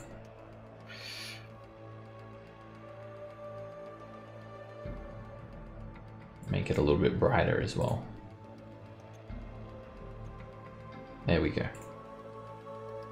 Okay, I'm gonna go over here and target this one and shoot it with the crossbow. Let me see. And don't forget, everyone's got an extra 10 feet of movement too. Oh, that's true. Let me see if I want to do something else. No, I'm gonna shoot it with the crossbow. It hits. For 7 piercing damage. 7 piercing damage. A good shot. And I'm gonna step back a little bit. Alright, as you do that, you provoke from it, Mathman. I do? Yes. It reaches out and tries to grab you. And that hits. it grabs you. Grapples you where you stand for 9 points of damage. Oh my god. Why did I do that? Yeah, they've got 10 feet of reach. Yeah. I'll draw little tentacles as well so you can see which one's grappling who. Right. Attack! I yell at the total. Malax is just about to ask you, am I allowed to attack? Attack! Alright. He runs forward, sort of hovels as he does. And he's going to shoot a ray of sickness at this Joker. Oh, dude. I specifically attacked this one. That's what I would say. He doesn't have bless on. I gotta try and take that off. Alright, he misses with his ray of sickness. Oh, look at. Oh, man.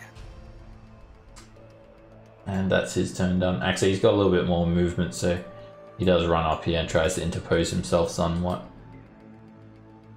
Rin. Alright. Let go of me, you fiend! Short sword at disadvantage. You hit. Still Nice. hit. Good job. You grab the short sword and just jam it into the choker's mouth as it opens up its mouth, revealing these razor sharp teeth. And the blade just punches the top of its bulbous head, and immediately it loosens its grip and just writhes away and Nice! flourishes to the ground. We're not grapple anymore. Yeah, releases both the grappled people. Then I'll turn towards the other one, and as I'm turning, I'll throw an elbow. That hits for 7 bludgeoning damage.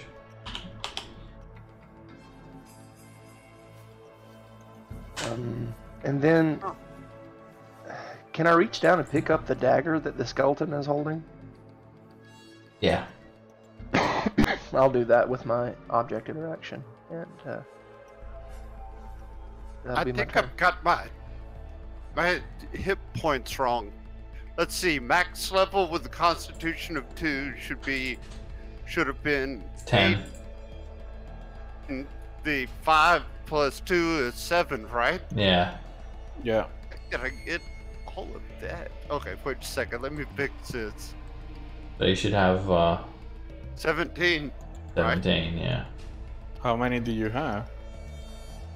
Somehow it got up to 29. It was 17 for that last Whoa. fight. But yeah, I think it was the short rest we took. Oh yes, you might have accidentally increased your max instead of your current. Alright, you take a swing, Colin. That's a miss with an 11. Guys, I had to be right back, really quick. Okay, Sorry. that's alright. Okay.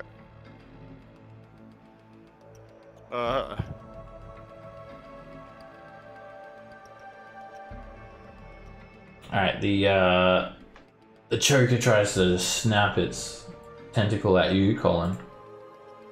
And it misses. It does it again. And misses. It uses aberrant quickness to do it again. And then it grabs you for 9 points of damage. And it drags you up onto the junk and keeps trying to choke you. As soon as it hit me, I thunderously rebuked it. Okay. It's... I'd like to use my channel divinity to maximize the damage. So. Alright. It would be 8 points of damage. Alright, so it grabs you that first time and you take 9 damage. And then as it's about to choke you some more, suddenly you just... Are you doing lightning or thunder? Lightning. Right. Yes. Suddenly this lightning bolt just comes out of nowhere and strikes the choker straight in the chest, and a big plume of black smoke just rises from it as it slumps backwards and is killed instantly. Yeah. And it doesn't hit you that second time. Back. Ren looks up. Ren looks up at the sky. Now, where did that lightning come from? It's rather fortuitous.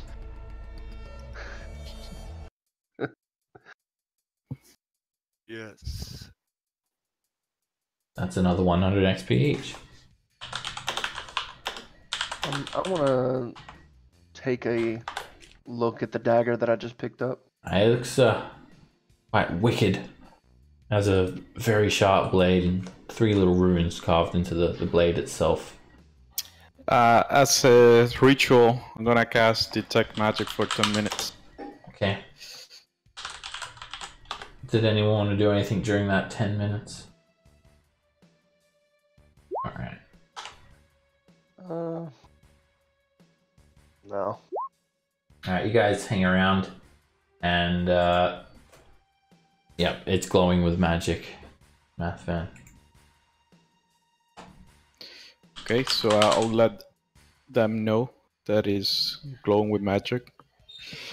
And oof, man, I can't really cast Identify. I don't have the pearl. If you do a short rest, you can identify it. Okay. Yeah, let's do a short rest here, and we're pretty hurt. These things are freaking messing with us, and we should just rest and recover. All right. Yeah, I agree. Anything else magical around here, just in case? No other sources of magic. Okay. Let's just do a short rest. Alrighty. Go ahead and burn hit dice. The long strider will go away. And you identify the dagger after sort of swiping it a few times and messing around with it. You realize it's particularly vicious. It's a vicious dagger. On a natural 20, it does an extra 2d6 piercing damage and is counted as a magical weapon. Let me give you guys a handout for it. There's no official artwork for it, but I'll get some artwork for it anyway. Ta-da!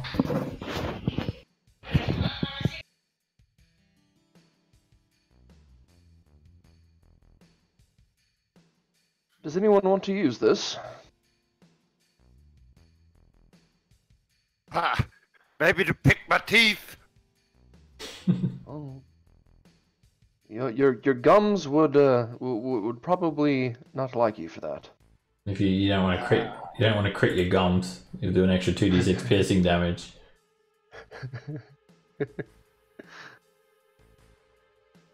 Who's taking Sorry, it? I could use the dagger, but it will be like a secondary weapon to me. So if somebody needs it as a primary weapon, they could do so. I could use it. I could use it as a like an offhand. Do 2-weapon fighting with it. Well, no, I wouldn't want to do that. Because I wouldn't get my dexterity mod with it.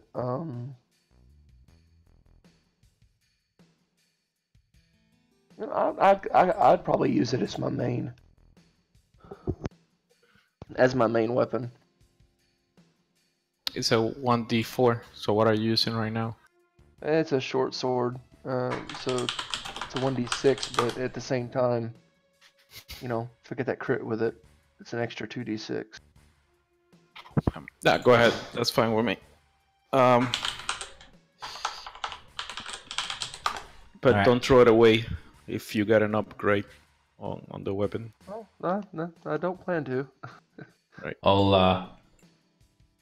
add that to your character folder there under magic items, Rin. Okay. And the hour goes by very quickly.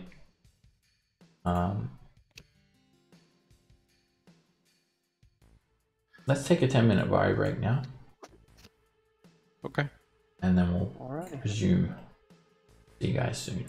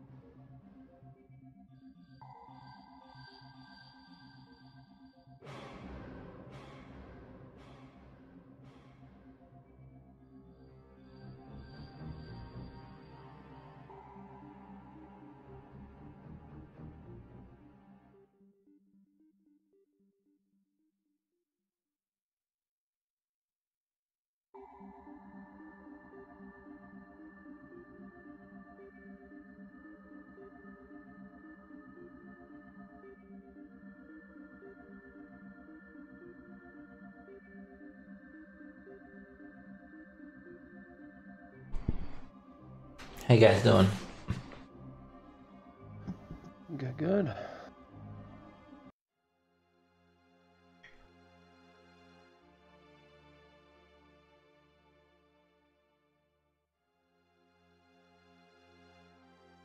Hello. I'm back. Welcome back. How's Mr. Colin doing? Are you back?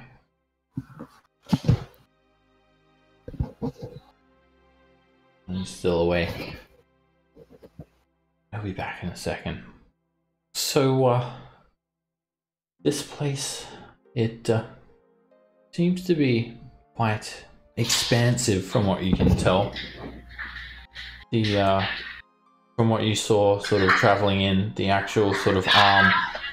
Sorry, Mathan, do you mind going on push to talk, please? Yeah, sorry, it says people coming in and out. So, it's quite expansive. You think this like arm, like the width of the arm itself, is several miles across. And as you look out to... I'm back. Welcome back. As you look out to the west, you just see the astral sea, as if you're on near the edge of the arm. It's just an endless expanse. You see little creatures flying around, but they're not so little. Red dragons in the distance, as well as Githyanki skivs patrolling.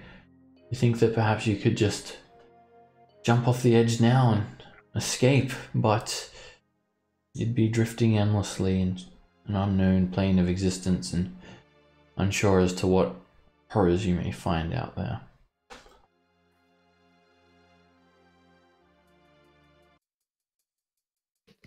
The hour is up, and you're ready to continue on.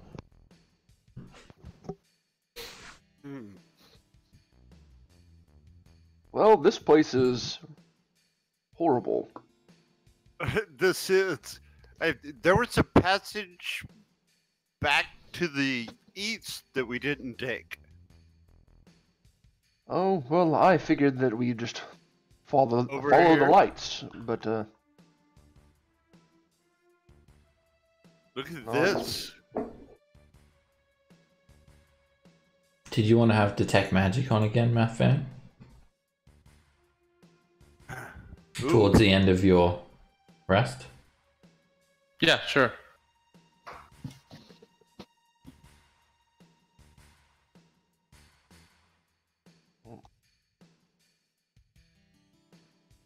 Colin? I want to go. Where You you want to heading? see if this is a dead end? Where are you guys? Where do you go? I'm over here. I think About that the- about may the- lead down to where I killed the last tentacle creature earlier. You think so? Maybe. Well,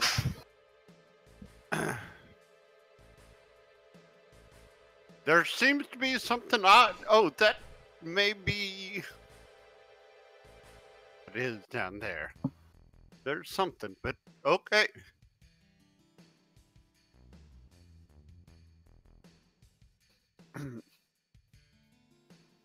Maybe What it's passage? up here. Maybe it's up here that we didn't go. It's where we came from.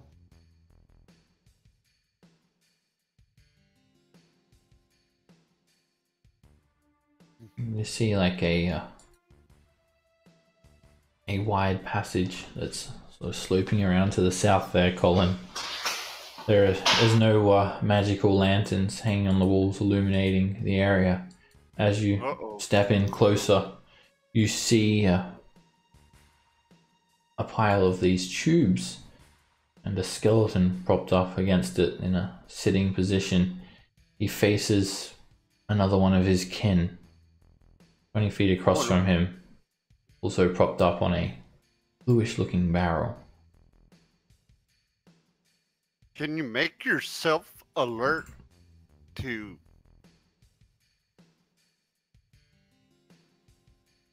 You can make a make perception yourself check.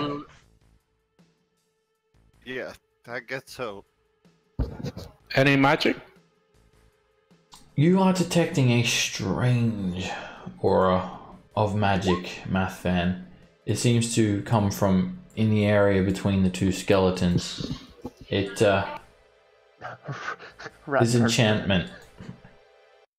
Alright, Colin,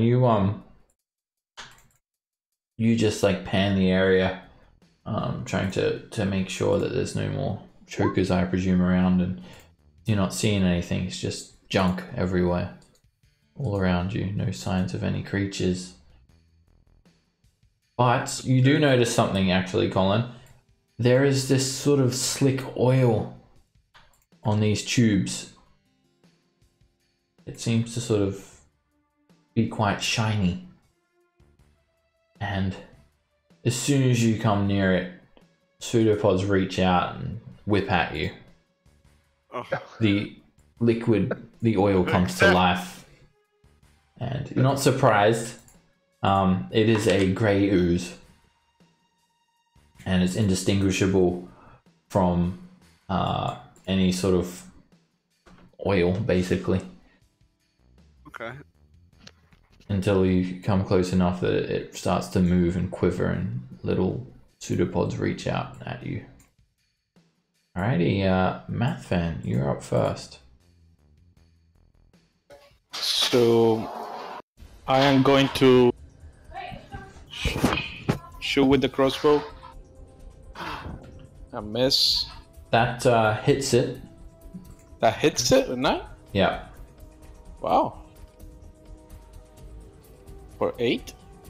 Alright, your bolt hits it and you just hear this sizzling as it completely corrodes the metal part of the crossbow bolt, the bolt head, and it does break away a small sort of splatter of the grey ooze for 8 piercing damage. But the bolt is dissolved. Okay. I'm gonna step back, and that's my turn. Marlax looks towards you, Mathvan. Do I attack? But you told me always to attack.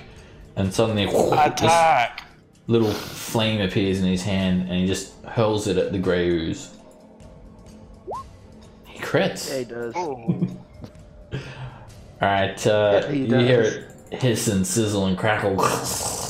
The grey ooze itself seems highly resistant, but he still hits it good, and the ooze just starts to melt and form a pool at the base of it, almost completely destroying it. You hear like a loud sort of crackle coming off the grey ooze with that. Rin. Alright. Let's see. I'll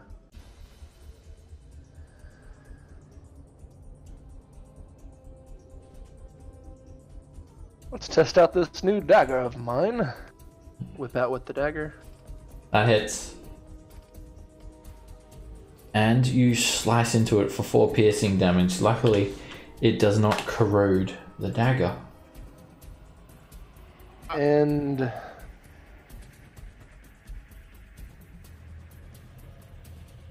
I'm trying to decide if Ren would be silly enough to try to hit this thing with his bare hand.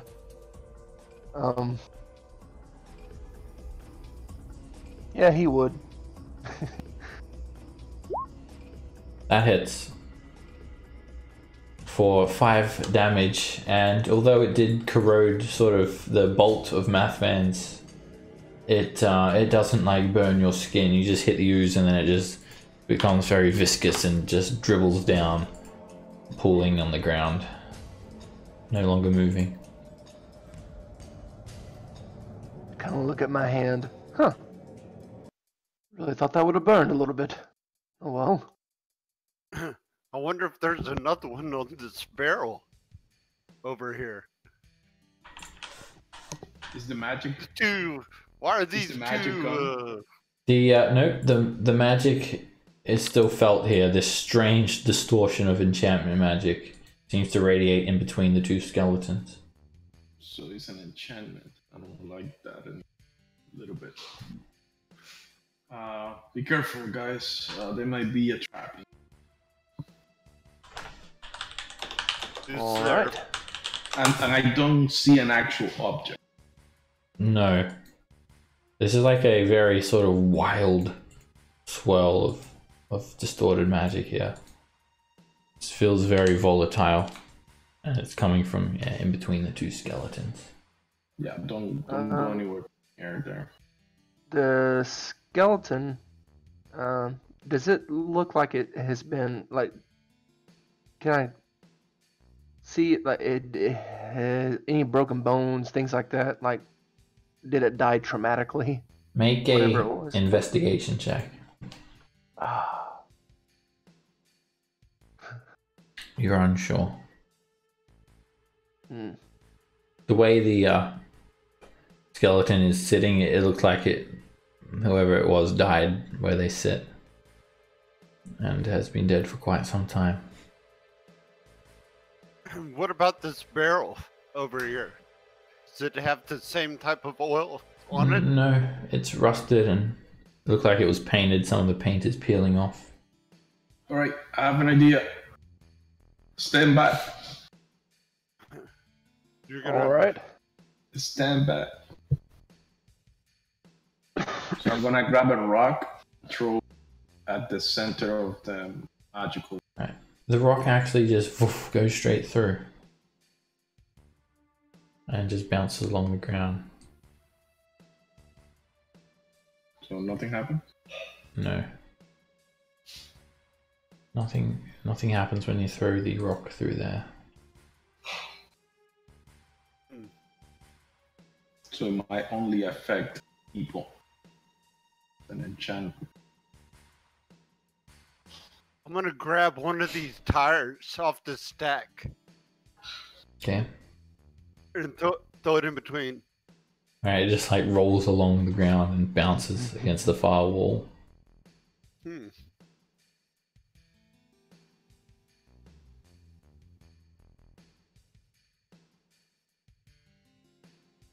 Well, there's only one way to find out. Marlux! Yes. Is this clip face or is this an opening? This is Stand over here! junk. Junk there, Colin. Junk, okay. And if you presume right, it leads back to Vendellen's hovel. You climb over it. Oh, okay. Make a intimidation check, math then.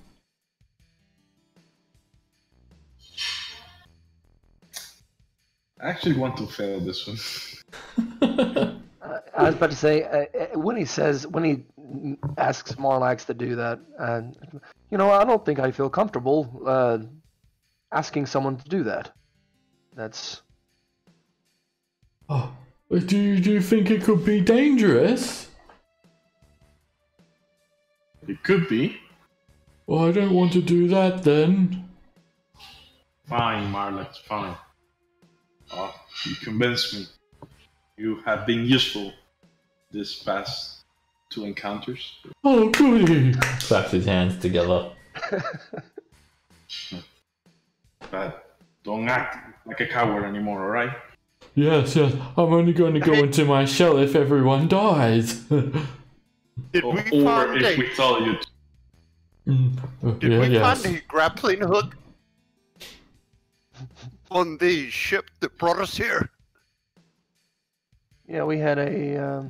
And a bunch of rope, hempen rope, or why not tie that grappling hook to the end of the rope and try to drag one of those skeletons to where they're not, from a distance, to where they're not facing each other anymore. See what happens.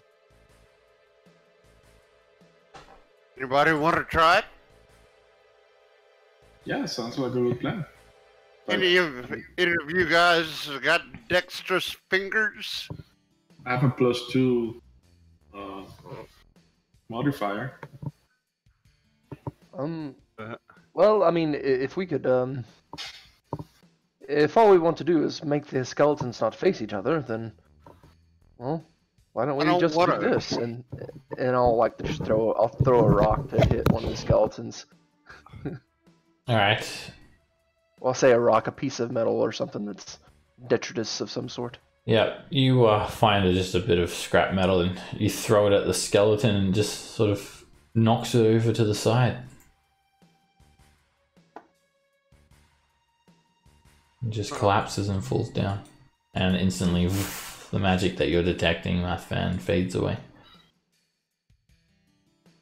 So no more magic. Right. Between the two skeletons. Weird. Gonna investigate the skeleton now. Alright. Sort of perception, I guess. Right? It's an investigation check. What are you trying to determine? Trying why they were emanating that type of magic. Make an Arcana check for that. Excellent. I'm gonna give myself guidance. It's You gonna think be a 21.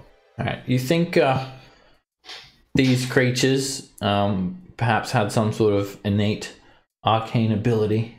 In fact, when you get closer, you realize they have little knobs on their heads, suggesting that they were tieflings, the pair of them. And you think perhaps when they died here, there was a little sort of wild magic disruption in the arcane weave that was still left behind, a connection between the two, a bond that remained even after death, and pushing the skeleton away has broken that bond and let the arcane weave, the little knot, fade away. Okay. I almost feel bad about that now. Okay. I'm sure it was dangerous. So Everything here is dangerous. exactly. So time to move.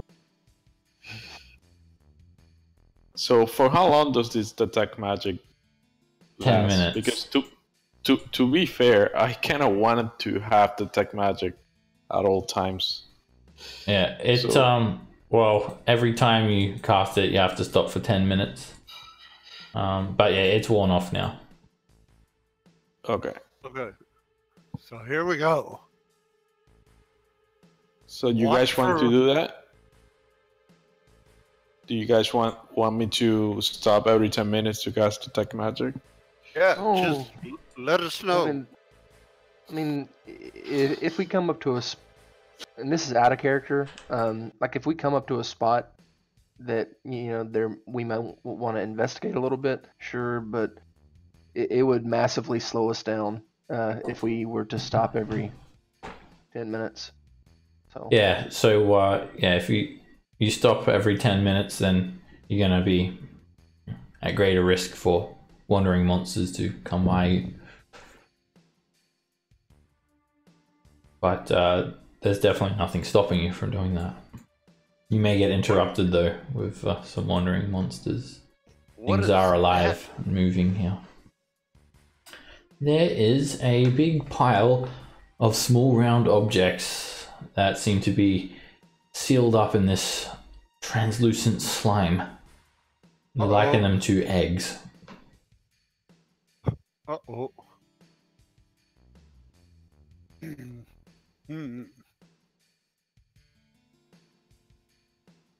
There is a big pile of them. There's got to be thousands of them there. Oh, wow. Would anybody have any kind of idea they are, or eggs that they've seen similar to these? None of you guys would have ever seen them before, but you could make a nature check to discern what they're not. Perfect. To end my day. So, nature with guidance. Ah, damn it. Alright. That's a +6 as well. You with guidance, usually you have to preempt that you're going to make the check You can't automatically get it with everything. But I'll say if you're going to look at it and then try and think, you can pray for guidance to yourself. Yeah, that's what I would do. I would look at them maybe first. They are trying to concentrate more. Yep.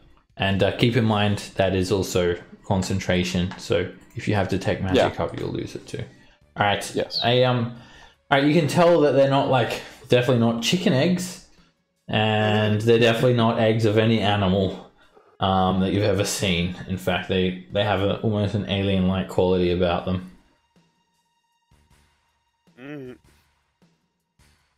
If you had to guess, you'd say they're Kruthic eggs.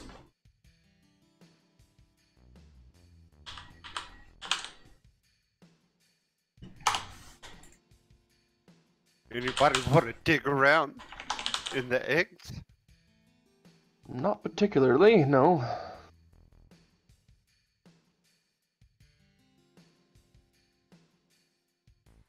Mostly because, well, if we mess with the eggs, then I presume that the mother will be around somewhere, and it probably won't be a little baby one like the ones that we've fought before, so...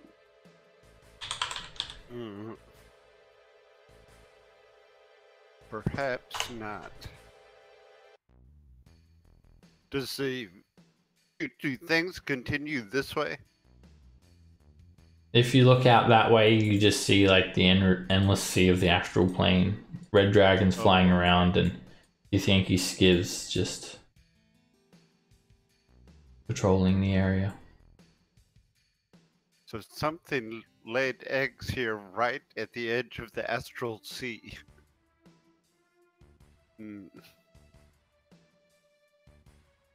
Okay. That's enough for me.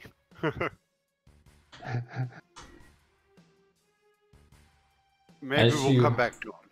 As you move off, you see it looks like a hull of a broken ship. There is rotten wood, and the ship has undergone some tremendous damage. It's just basically a husk at this stage, and it's sort of hollowed out. You see planks haphazardly sort of scattered across the inside of the vessel, and you hear something moving around inside there, Rin.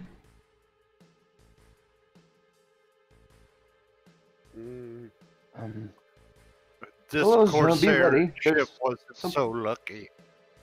There's something inside of this broken ship, I believe. I will touch Rin and give him...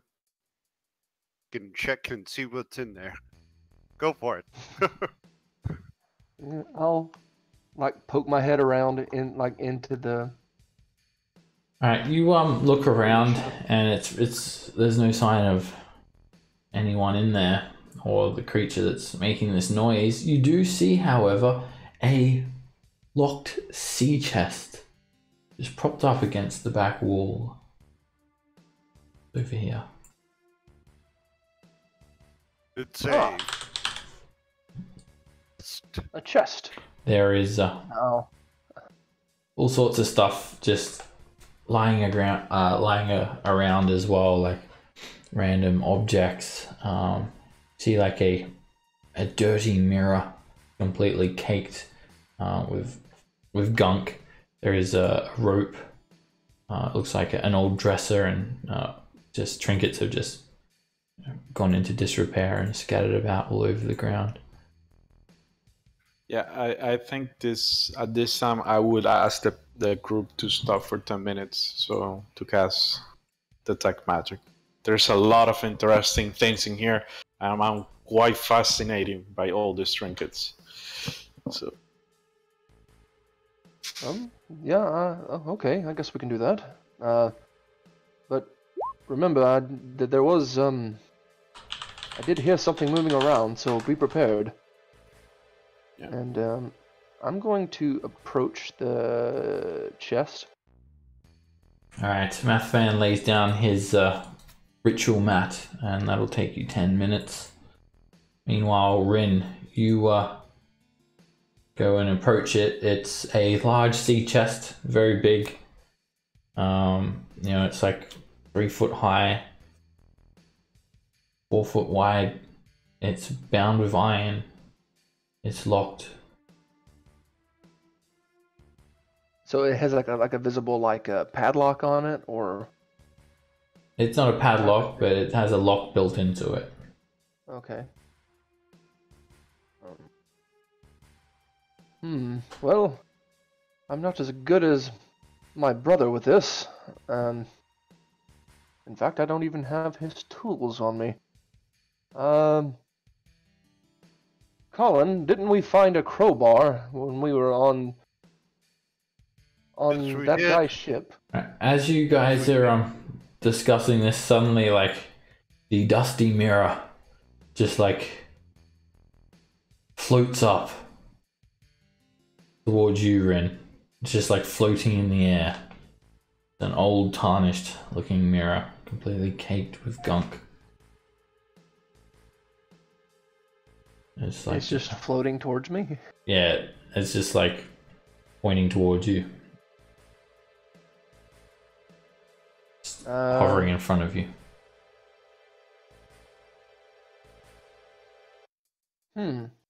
That's odd. Yes.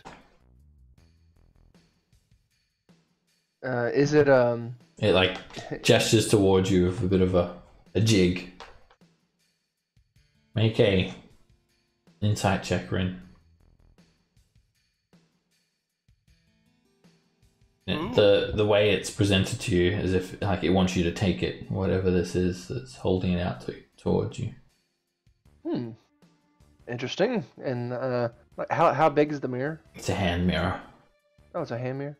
All right, I'll kind of look around and then look back at the mirror and reach out and take it.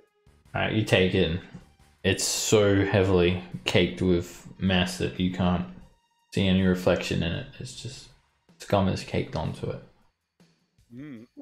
Wipe it up. I'll start to. Oh yeah, I'll start to wipe it off with like the edge of my shirt. Alright, you try to clean it, and your shirt's not being very effective at all. Well, that's. Well, I guess we can find a way to clean it later. I can't really do anything right now. I don't have anything to clean it with, I don't think. Wonder if it has something to do with the chest. Maybe. See the mechanism? Can we see how the chest opens? Yeah, you just, as a normal chest would, you'd have to unlock it, and then you just open the lid. You get that hand mirror as well, Rin, but it's dirty. Yeah, I'll put Dirty it in my hand inventory. It's a steel mirror, called actually, it's an actual piece of adventuring gear.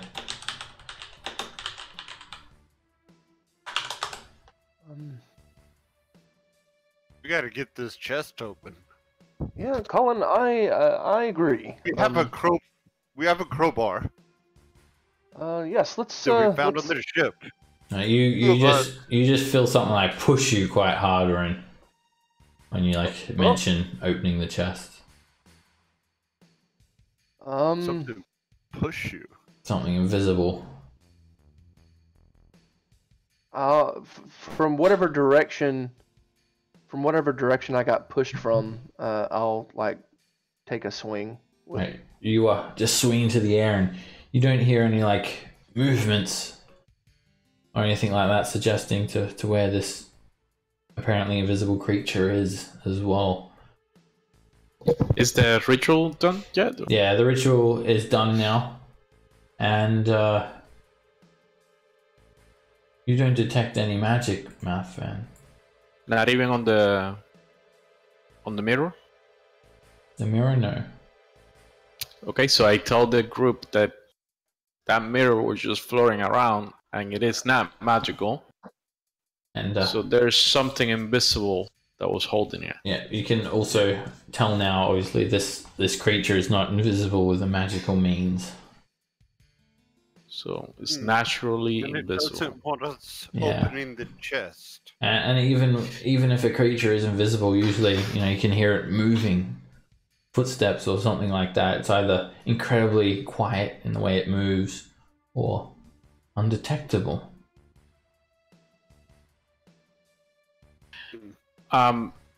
Do I have any recollection of what type of creature have this type of ability to be invisible without using magic?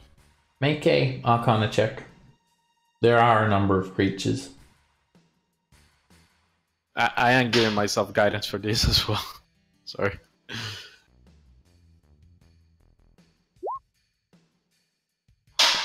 All right.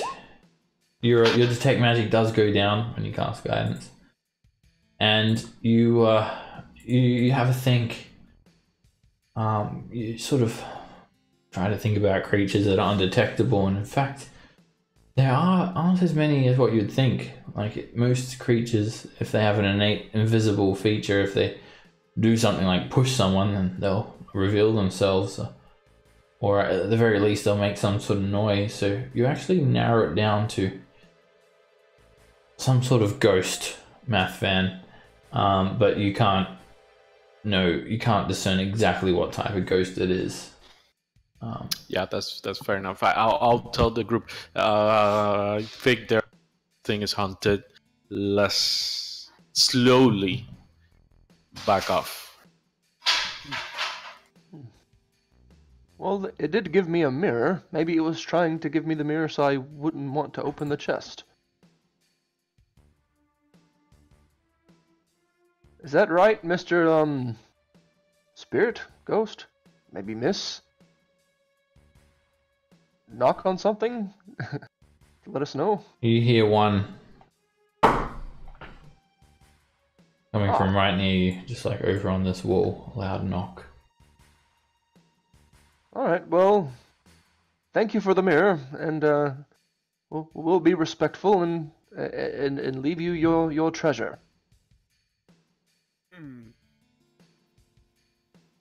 How about if I try to get rid of that ghost and open that chest with that crowbar?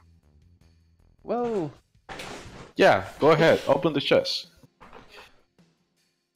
Well, I could try it just to... Tell you what, I'll hold out my shield, and since we took a short rest, I have my channel divinity back. And this time I will try the turn undead. Alright. You hold up your holy symbol and attempt to force away any undead beings.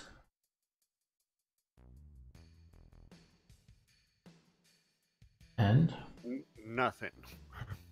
Well, you don't know because this creature is undetectable. it's invisible. Not only is it invisible, it's completely undetectable. So you're not sure if it worked or not. There's no telltale signs. Open the chest really quick. I won't help with this. I don't agree. I'll try with the crowbar. Can I present the holy symbol and try to open the chest at the same time? Yeah, you already did your turn undead. Oh yeah.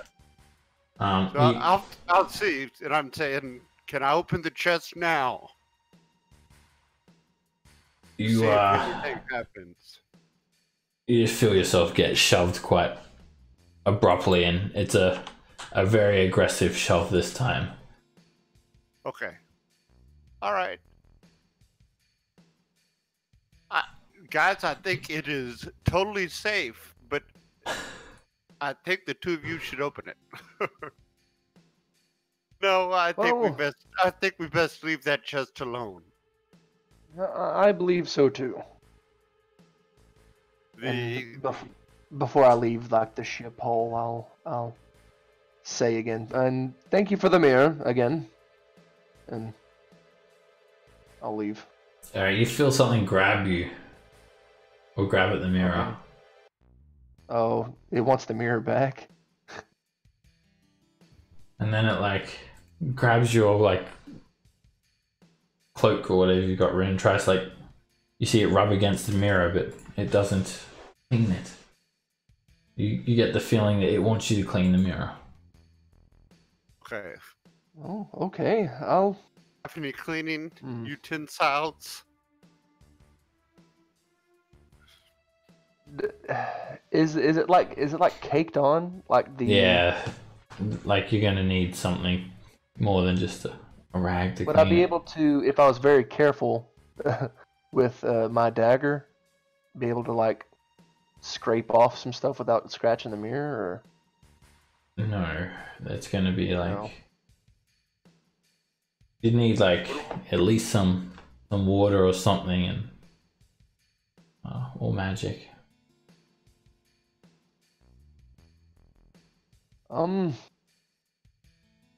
Do any of you, talking to the other 3 members of our group at the moment, do any of you have some sort of magic that will produce water of some sort? Doesn't I'm need to be af- much. I'm afraid not. I can predict the weather. I could, but I will have to wait for an entire day.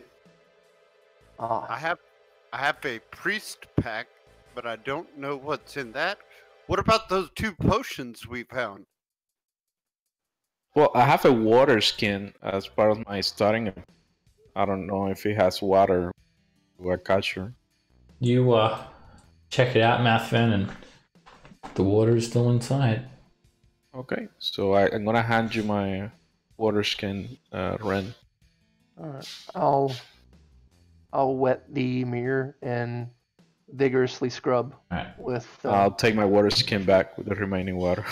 That works well, and you manage to polish it up enough to get a reflection.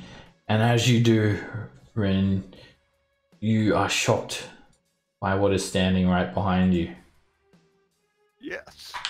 A translucent man with gangly long claws. You can see him in the reflection. Oh. Right. Well, that's Ren, you interesting. fight him. I'll go for the chest.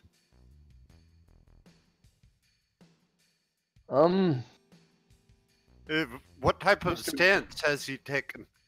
He's just standing there, like Mr. behind Ghost, Rin, not in an aggressive manner.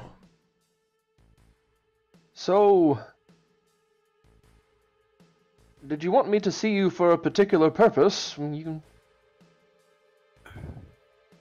It doesn't look like it's able to like speak. Give it the mirror. Just sort of looks at you. You can Hollow shake, expression. nod or shake your head. I can ask yes or no questions, at least. Shakes its head. Sorry, nods its head, yes. Shakes its head, yes.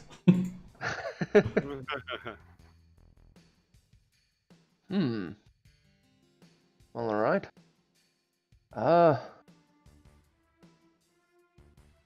Is there something in this ship that you wanted me to see other than yourself? It nods its head, no. Shakes its head, no.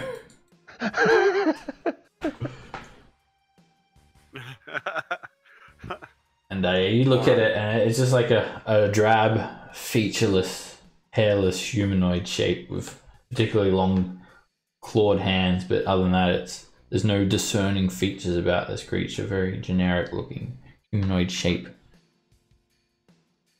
Okay, so You I are right in parchment, and then you see one. Like you're only observing this thing through the mirror as well. By the way, you can't actually see it. You're just seeing the reflection of it.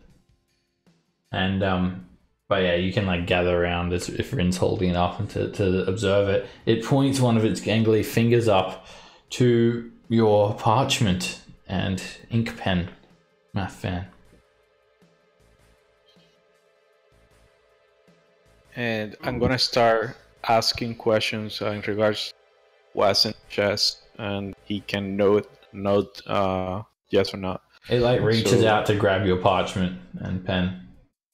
Oh, I can ride. I'll let him if he can. Alright, Grab it grabs it, and It does? like yeah, Wow. like it's very tangible, and it uses these like elongated fingers, like a thumb and two fingers, to like grab the ink pen and the feathered ink quill, and he starts writing in this beautiful elven shorthand. Who can speak Elvish? Oh. Nope. Interesting. Not me. I can. All right. I can. He says, he was once an astute elven wizard. However, he cannot remember much of his past, and he can't even remember his name. He's not sure how he got here, but he feels that he doesn't belong, and all he wants to do is pass on and return home, but he cannot. He's lost his spellbook, and he'll not be able to return until he is united with it. He says he knows the location of the key, belongings of his that he needs to separate himself from to depart onto the next world as well. However, he'll not be able to pass on without his spellbook, and he'll tell you the location of the key if you can find his spellbook, so that he can learn his name and pass on. Yes, absolutely. What is it? What? He said he doesn't know. He says he doesn't remember how he died, but he does remember it was very sudden and abrupt. He says he was walking like through this place, this junkyard, and all of a sudden he was just instantly killed. He doesn't know what killed him. Jesus. So, instantly killed. Reassuring. I would ask him what level it. He says he doesn't have very much hit points. So we've got a mirror that reflects his image. I wonder what would happen if you held the mirror to where you could look at the reflection of the chest. It just appears as a regular chest. We need to find his spellbook, and then he'll give us the key to the chest. Yeah. Is that's that what he- correct? That's what he says. So where was he walking? He says it's all very blurry to him, but he believes it was like somewhere down this way. He just remembers it. It's like a very fragmented sort of memory he has. So Somewhere here? down this way to the Yeah, south? to the south. He remembers he kept some belongings here, and then he went like off and was killed We instantly. will find your book for us. For you. For you. I meant. Alright. Yeah, I'll presume Rin is reading this out too. And Oh, yeah, that's right. he He's just- the only one. he just nods his head, and then he like moves out of the way of the reflection of the mirror, and when you look to where he is, you see absolutely nothing.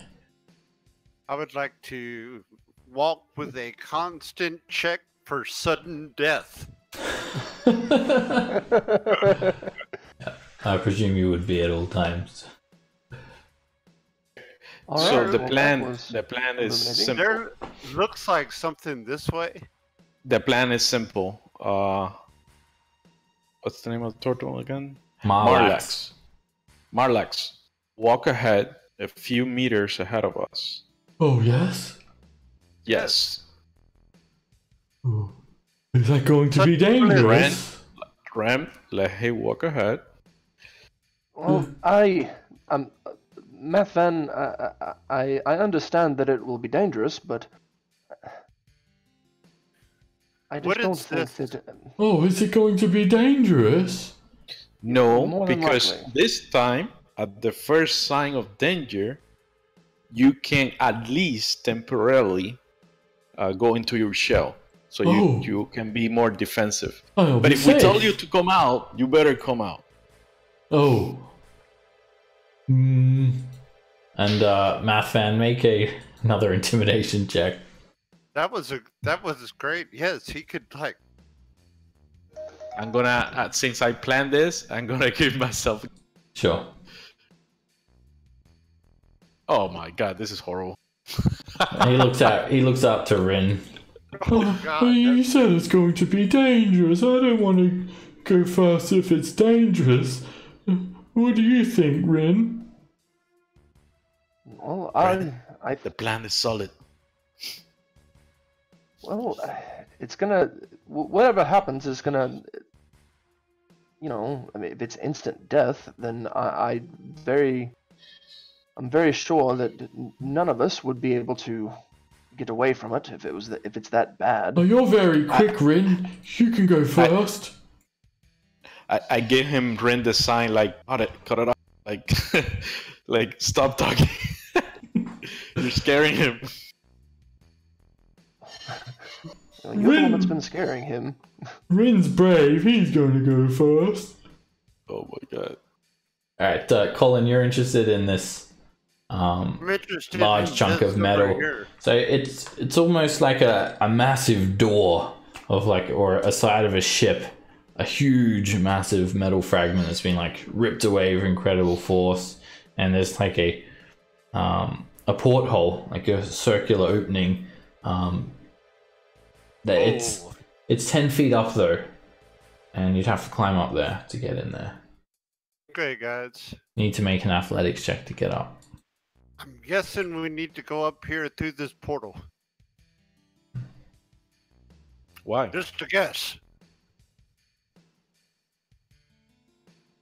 I don't. Is that where he told us to go? Oops.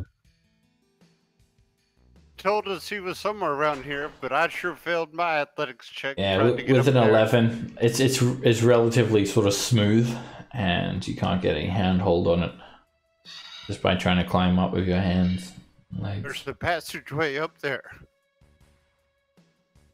Well, let's get out the grappling hook and we'll throw it up there and we can all just climb. You can grapple up very easy. Okay. I'm gonna ask the group why we want to go over there. Well, he lost some. This specter was obviously on the ship. The ship rammed that metal part of the ship was destroyed. From the ship into this here. Below Okay. the ship somewhere. I mean, Okay, that's fine. we can check either way first. But I don't want to follow this passage to, you know.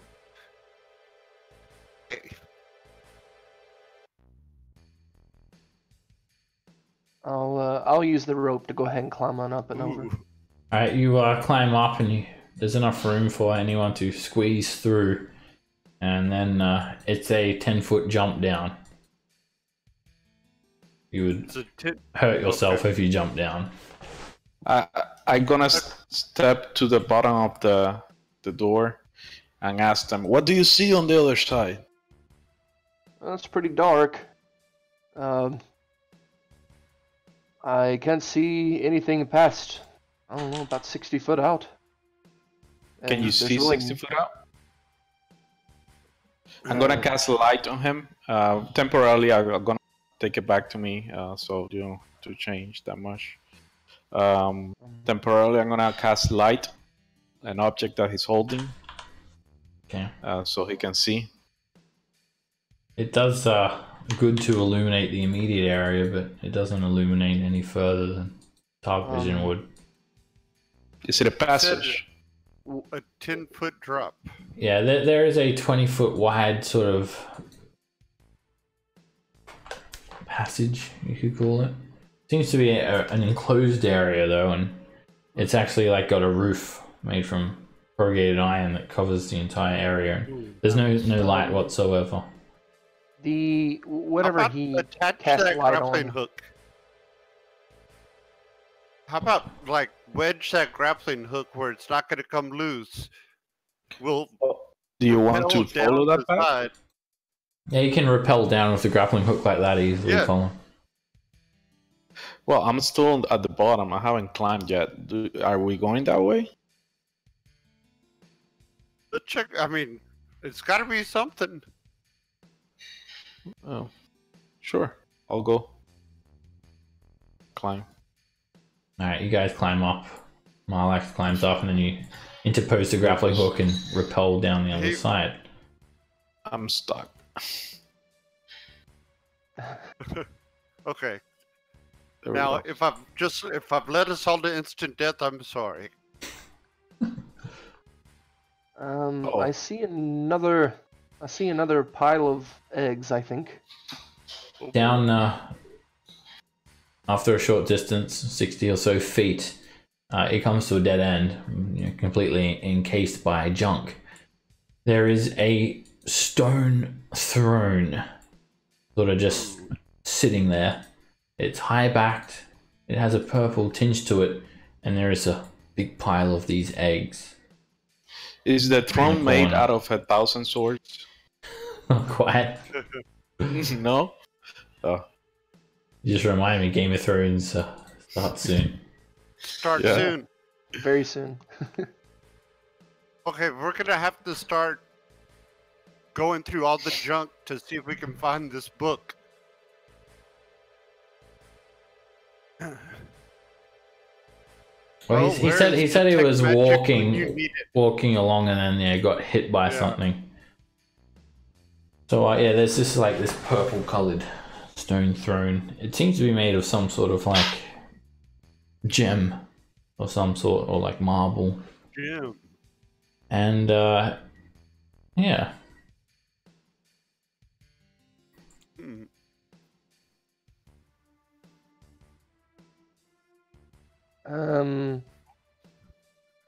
I know there's a big pile of the eggs here. Does it look like the mama has been around recently, or would I be able to tell that? you could make a survival check. So there is something, Rin, that you notice. Uh-oh. Where the throne is high backed, there is a leather strap hanging over it. It's a bag of some sort, and there is this translucent ooze that surrounds the eggs. It's clinging to the bag and creates these grotesque sort of tendrils of slime, and it's very difficult to find tracks here, Rin, because it's smooth, relatively smooth. As if something's compressed the metal down to make it smooth. But a 21 is good. You see Pruthic tracks, evident by their stabbing legs, and the number of legs. But this is, yes, definitely tracks of the mama. You think it's been here within the last few hours, and looks like it's laid the eggs. They're pretty fresh. You don't know how long these things take to hatch. There's a bag? Yeah, it's you see the strap of the bag, I'm gonna draw it on, sort of around this part, and then the bag itself is this square here, and then there's all the ooze sort of attached to the bag. Is it attached to the strap as well, or? No.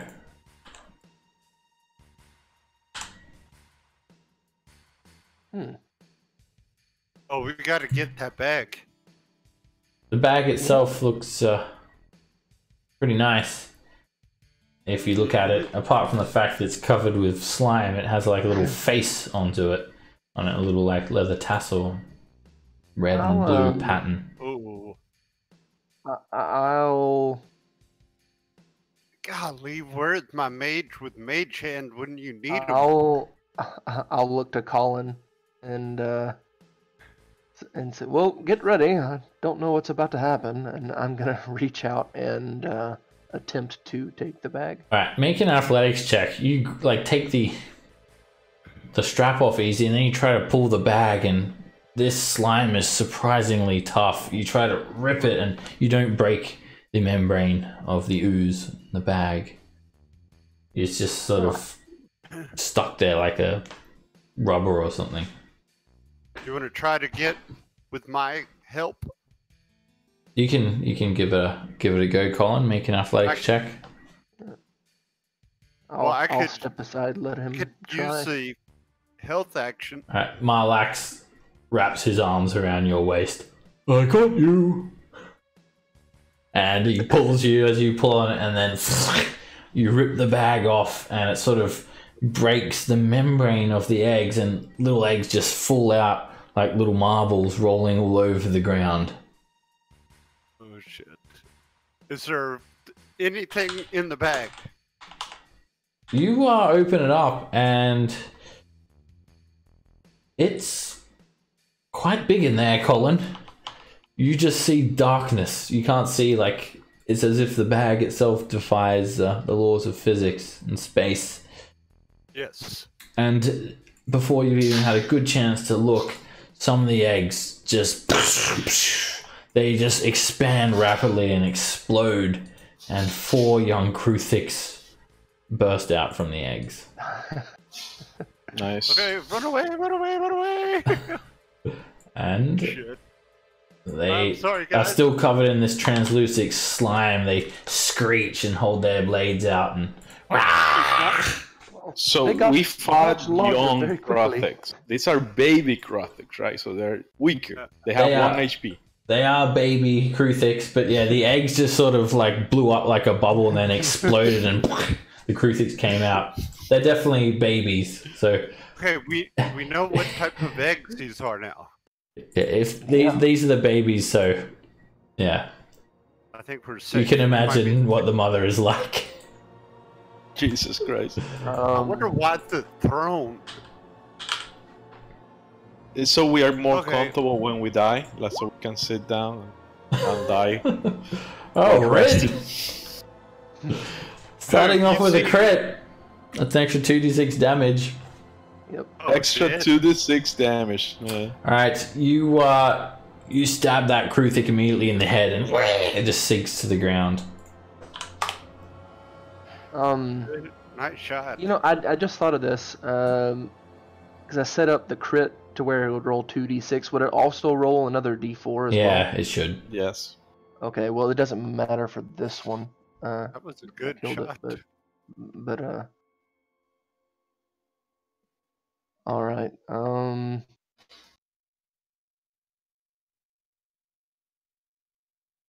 know these things are pretty fast, and probably What's won't your be able to AC run right away. now with the ring? 16. With the ring? Mm-hmm. Okay. Then I'll just try to slap that one. It's a miss. That's my turn. Yeah, well, we want to. This one right here. Colin moves in, and you hit for 7 bludgeoning damage. You whack it fair and square on the head, and its carapace is still quite rubbery, and it almost bounces off. Okay. It lets out a shriek, and it just tries to stab you back, Colin. And it gets you for 4 piercing damage. I don't feel like. This Kruthik moves in towards you, Rin, and with pack tactics as it attacks you. Miss. Alright, Marlax, he casts Shillelagh on his quarterstaff. I'm coming in! And he tries to hit that Kruthik. And misses. Oh, hey, they're kinda cute. Alright, this Kruthik just lets out a hideous screech and just tries to stab you in the face, Rin. 21. Does. It hits you for 7 piercing damage. Shit. Well, I'm unconscious. Oh, damn. All right, Matt. Then You hit me so often. Okay, so I had two choices: attack this one, heal you. Whatever you want to do, man.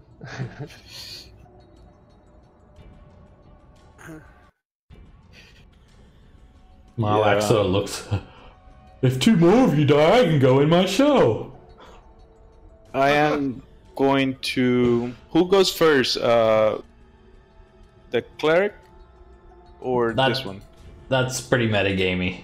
Just, Oh, yeah, damn it. take your Okay. turn. All right. So I am going to shoot the one that is hurt with crossbow. Hopefully, I hit. Okay, that does hit. You pluck Or the bolt 7%. straight into its head, and it just goes limp on the ground. I'm going to put away the crossbow. Time being. Okay, That's my turn. that is a death save for Rin. And a failure. You are dying on the ground. Yep. is this one the only one that's left? There's two. One here Two. and one here. Hey,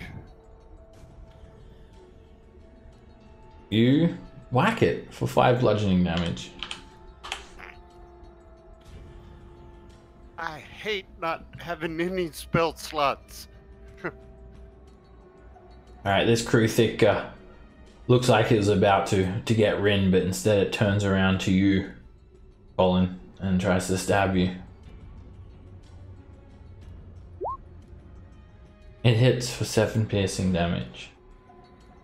And I'm gonna rebuke him. Alrighty.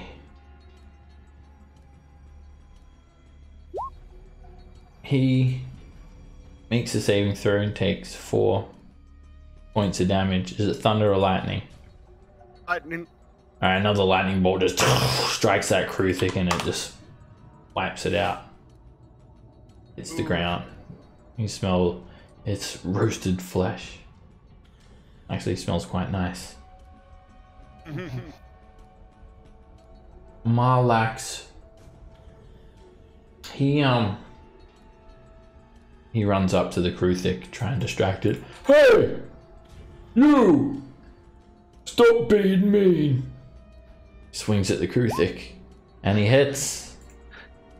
He whacks it for 8 bludgeoning damage, almost killing it. The Kruthic turns its attention away from Rin and tries to just slash at him. And it crits him for 6 damage. Damn. And then he looks over towards Mathvan. Help me, Mathvan! Okay. Sorry. I'm going to walk right next to Rem and cast Cure Wounds on him.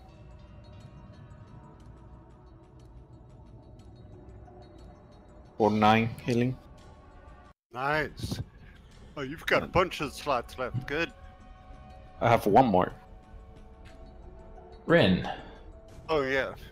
Sorry. Alright. I will stand up. Thank you, Mathvan. And then I'll turn and slash at the Kruthic. Oh, That hits. that You dagger is awesome. you just put the dagger up through the bottom of its neck, and you see it come out into its mouth, and the Kruthic just writhes and lands on the ground. I'd say we burn. Anybody have any burning cantrips where we can burn these eggs real fast? Or we could just not do that, and hopefully no more pop out. Well, I gotta check out this hound. Let's get out of here. Run, guys. We just killed them. So let's What- run. Grab what the would I bag need- and let's go. No more of Gotta the wa- eggs seem to hatch like that, and they just sort of scattered out. But Yeah. from some of your knowledges of nature, you don't this think might be some type of any more stone eggs that we will can hatch. take some of.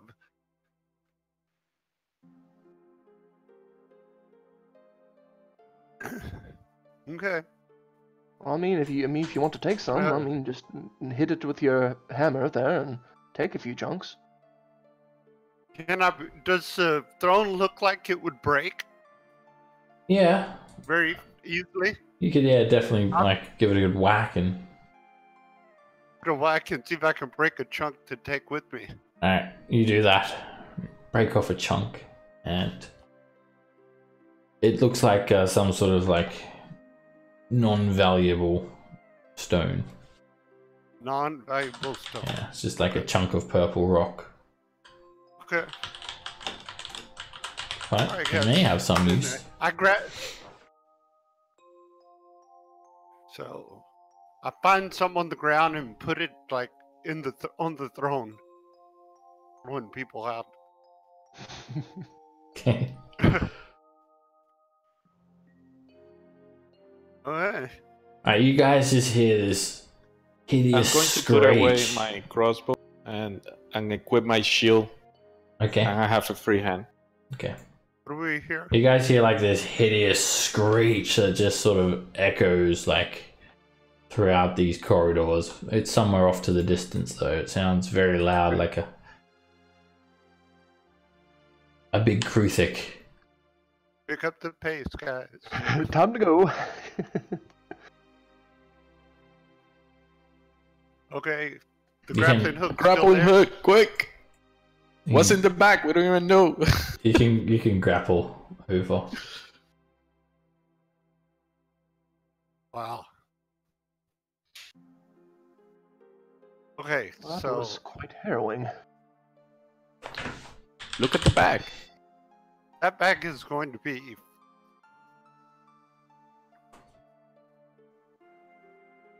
Yeah. All right, so Reach it.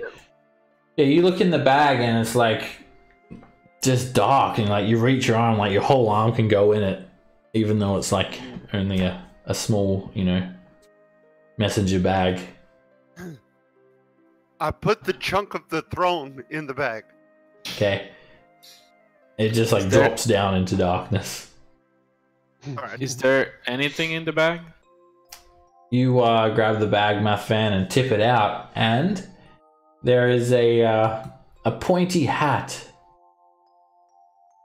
that falls out onto the ground. Okay, I'm gonna grab the pointy hat for later. I'm gonna detect magic on it later, but not now. All right, it's a cone-shaped hat adorned with a gold crescent, with moon and stars. Looks like magical. Yeah. Definite. Does need to be Right? identified. Yeah. Okay, magic hat, but that's for later. We're running. I don't know why we're running. Is that? Yeah. I mean, So we didn't find the there, right? No book. Damn it.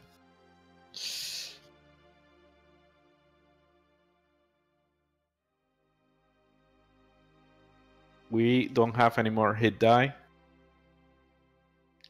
I only have one spell left. Oh, I This got is gonna be spells. interesting. It's still like the morning, isn't it? Can you heal, Mr. Turtle? you heal turtle. No, but I can make you really strong. You can have a turtle shell like me. Who wants to try? For how long does that last? An hour? I can only do it on one person. It makes me have to think a lot. Oh, okay. I think I know what you're saying. Do you want to Oh. try it, Rin? You might like it. You know, that you- doesn't sound like a bad idea. You are the brave one that's going first into the sudden death, so here you go. And he reaches out and touches you, and immediately your skin hardens. And Oh, he casts Bark Skin on you, making your AC 16. But he already has 16. Yeah, it was already 16. Oh. Well, maybe. Oh my god, he just wasted a spell slot. Idiot. I'm gonna. Is it better, Rin? big You know, just gonna. action of eggs. yes, Marlax, it's much better. Oh. And I was kind of patting on the shell. See, now he's invisible. Oh no, more eggs. Get the heck away from Alright, you see another big pile of these eggs, but it's sort of half stuck on the wall and the floor, and another one of these vehicles. And you also hear this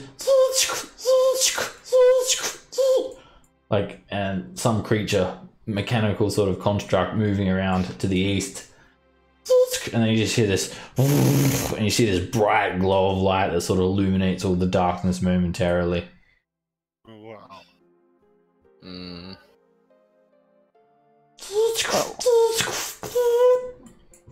Oh, look at that dude. Okay, I hope it's friendly. he with the most tip points. I'm gonna Check the car. I'm gonna check the car really quick with Or my the shield. Alright, so Ship. with your shield, like you're going to... No, I mean I have my shield equipped. Oh, I I don't mean, have like, my open crossbow everything right now. with your shield, like... Shield bash. Alright, you That shield bashed the car. you go to like open the door a bit more, Math Fan, and then when you try to take your hand away, your hand is stuck. And then the car door smiles at you. Oh, it's a mimic. Reveals rows of razor sharp teeth. It is a mimic. Me. You kidding me? Alright, this trait that it has, obviously it is, this is the form that it usually tries to take on, but this one is taking on the form of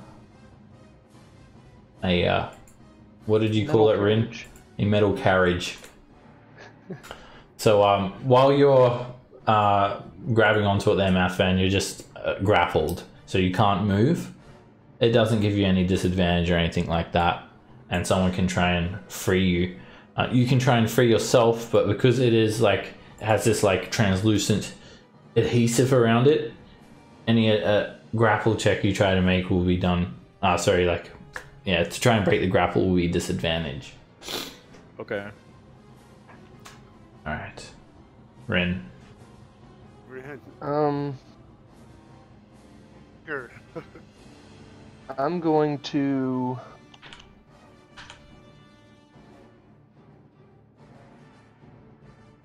let go of him, you fiend. But would I know if I tried to punch it if I would stick to it as well? Yes. Yeah. Okay. Well, I'm gonna pull out my short sword, and I'm gonna dual wield the short sword and the dagger. Okay. And I'll take a swing with the short sword first. A 13 misses. Then I'll follow that up with the dagger. That hits. All right. This will be -3 on the Okay. damage. Just 2 damage. Alright, you slice it, and like, as you slice it, it's definitely like slicing actual sort of flesh rather than like metal. This is what you'd expect from what you see. Okay. That's all I got. Alright, it also has this grappler feature, Mathvan, so while it grapples you, it has advantage. And then like, you see a razor sharp teeth sort of form as the doors come apart, and it just tries to chomp down on you. It misses. Oh no, sorry, Misses. 20. A 20 hits you because it's advantage. No, it misses. Alright, when it bites you, it chomps hard, and like obviously the teeth hurt, and then there's like this acids that you hear sort of sizzle, and it eats away at your flesh as well. Total of 12 damage. Yeah, 1 hit point. Look at that. Oh my god, what do I do here? Grab 4 times the hit points of you now.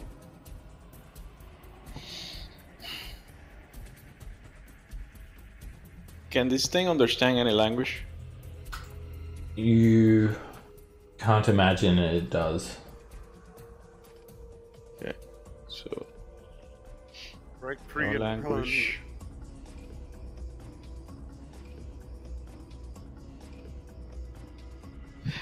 I'm going to try to break out of this thing. Alright, that's an athletics or acrobatics check at disadvantage. Okay, gonna try it. 10. It's a fail. You The try fail. I'm gonna ask the people to pull me out as an action. Save me. And that's my turn. Okay. Malax sort of says, Oh, you're very mean to me. I saved your life. I'll try. and he stands there, and then he just like claps his hands together and casts Thunderwave at 2nd level on it. All right. Does it hit me? It does it like, I'll show you. But let me turn on that grid. I actually got a template for it too. Oh, so he does. It does like 3 squares away from you, so yeah, he's not gonna hit you with it, Math Fan. But I will put on the template so you get a better. Right. So it sort of it does it there. Okay, good. And the mimic makes a con save. Alright, it fails, so I think with Shatter they get pushed back. Oh no, Thunderwave they get pushed back, yeah. So it takes 12 thunder damage, and it like pushes the mimic back, and it breaks the grapple. And Back. he sort of looks at you, Math Fan, nods. I can almost go into my shell. You guys are badly hurt. Yeah, stand in front of him. He just stays there. Okay. Colin. Stand in front of him. Save me. Alright, you do a Toll of the Dead. It makes a wisdom save. And it fails. Suddenly, like, the door just falls off of it. 10 necrotic damage. Like one of the wheels burst.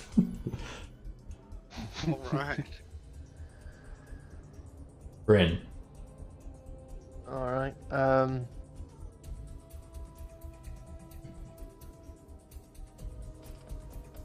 Move up to it. I'll swing. Yeah, I'll swing the short sword first 13 just misses. and follow it up with the dagger. And I missed It again. is a miss. Well, I'm about to get eaten. Maybe. That's it. Alright, suddenly the 2 crystalline panels at the front of it just sort of stretch out forward. The pseudopod flicks at you, and it just sticks onto you. It hits you on the head, knocks you unconscious, and you're grappled by it as it just like opens up the front secret compartment and tries to bite you. Oh man. There's another secret compartment on it. Math Fan. Back up. I'm gonna step in here, cure wounds some Rem.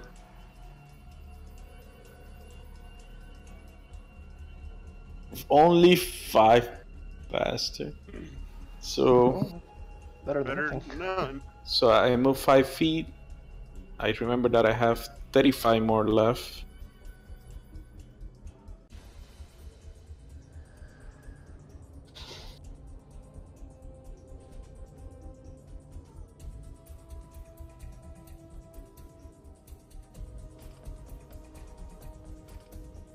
I'll move over here. Okay. Same thing as last time, Tortoise. I think, do you have... I think you still only have 30 feet. Math found that long strider wore off. It only lasted for an hour. Oh, okay. Alright, Marlax sort of comes to like an epiphany. Wait, I can do healing. I have to prepare it though. Tomorrow I can heal you guys. I hate turtle. Can you attack Well, for now, could you please kill this thing? the same thing you did last time, but avoid Rin? I'll try this one. And he shoots a ray of sickness at it. This virulent ray just fires off randomly. Oh no. And he steps back. Is that a You cantrip? tried, buddy. It's a leveled spell. If Okay, it there we hits go. him, it like does poison damage, and then they become poisoned. Oh, shit. The mimic makes a saving throw. Damn it. Damn it, damn it, damn it. This is like really... Rin. I'm going to try and escape the grapple.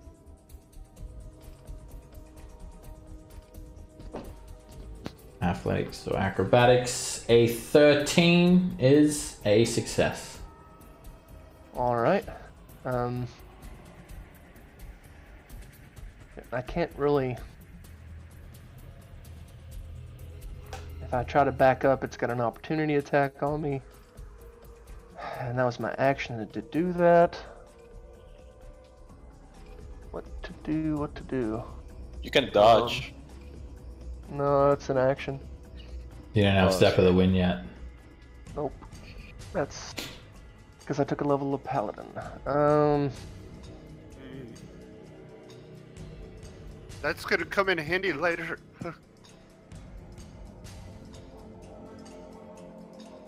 I guess I'm just gonna have to sit there and take it. Oh well. Alright, it's gonna whip pseudopods at you again, Rin. Yep. Damn. Alright, it hits you and it knocks you back out. Grapples you again. Getting ready to eat you. Can he move? We notice if he can move. You haven't seen it move. You think it probably could move. It's very sort of anamorphous in the way it just sort of seems to conform to the space it's in. In fact, you see the back of it as it's pushed in, it sort of just almost splatters like the base of a melted candle or something. Math fan. Yeah. Wow. I know. Every single fight. Listen, I mean, I don't have any spells that I can do here. So, Sacred Flame. Sacred Flame is about it. Alright. Uh,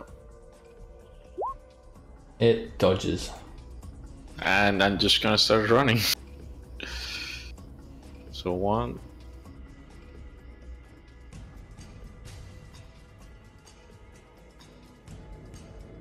Just here, just in case. Marlax is going to shoot another ray of sickness at it. Die! And he hits it. Save you, friend, Marlux. It takes 6 poison damage, and it makes a Constitution save. It fails and it becomes poisoned. Ugh. Disadvantage on its attacks, and it's into the end of Marlax's next turn. And then he runs in. Oh! Colin. Colin just realizes that he has one of these. That hits it for 8 piercing damage. Thuk. I mean, I didn't even know I had that. Okay. You don't have a shield out, do you?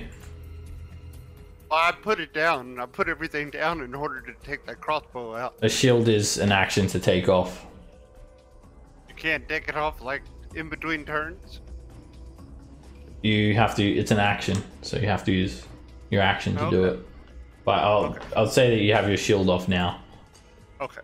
So reduce your AC by 2. Rin, you wake up. Okay. So I'm prone and grappled. Yep. It's kind of same situation as last time. I'm going to attempt to get out of the grapple again. It's a fail. Shit.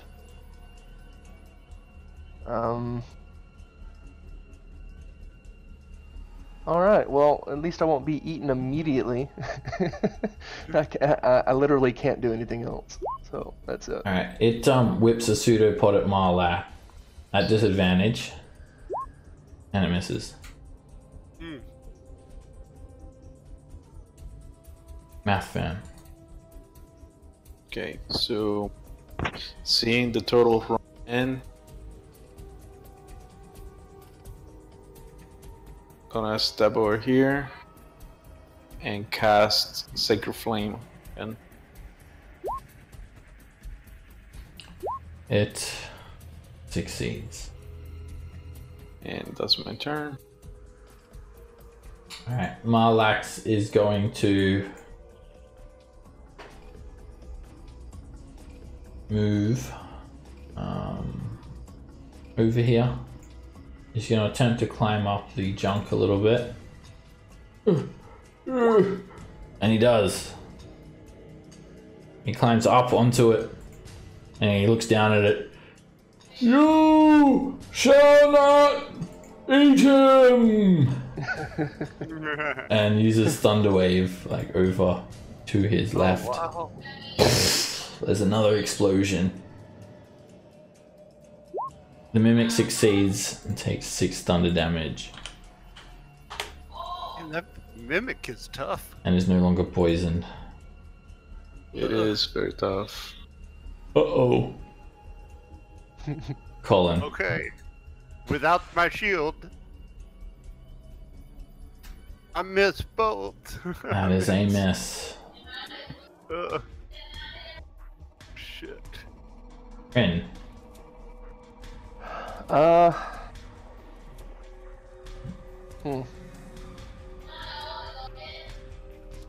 I'm just going to, Attack.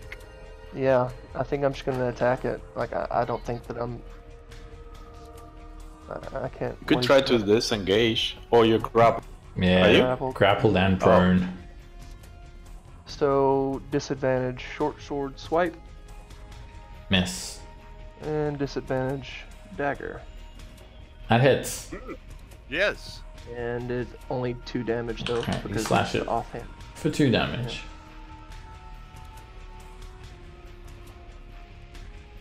And that's it.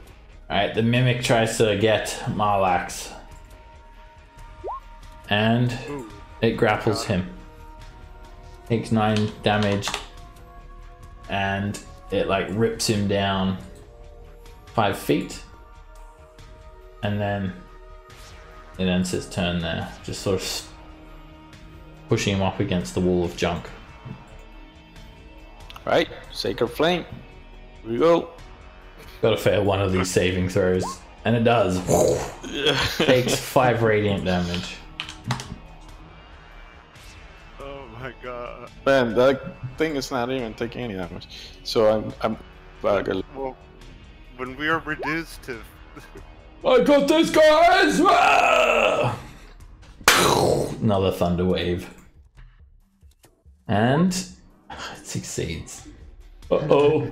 I think I'm gonna have to go into my shell soon. no, you're not. Stay with us. I agree with you. Colin. Save yourself. Oh, man. Oh my You god. fire again, and The bolt just misses. Damn, where is magic missile when you need it?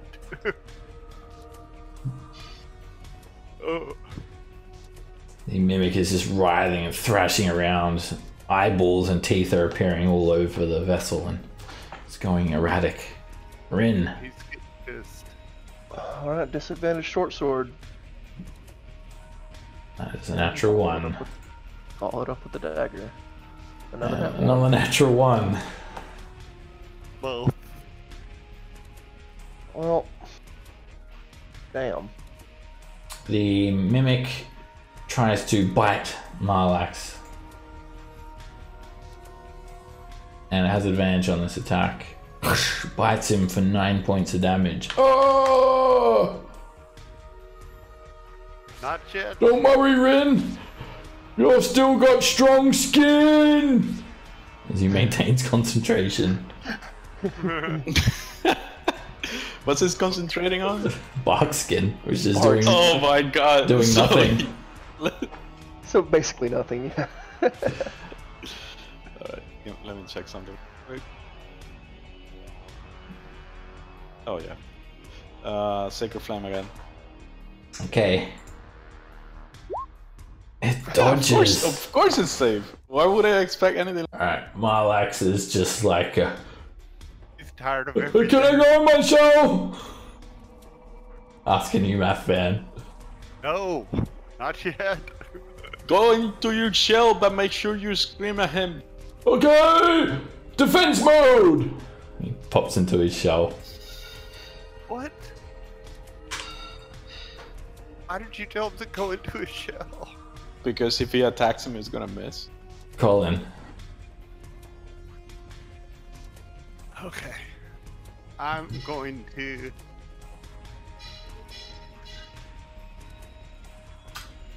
Oh my god, please That's fail, good please damage. fail, please fail. Alright, it makes a Fail. wisdom save. It fails. It takes 12 necrotic damage and all of the glass panels just shatter on it. Rin.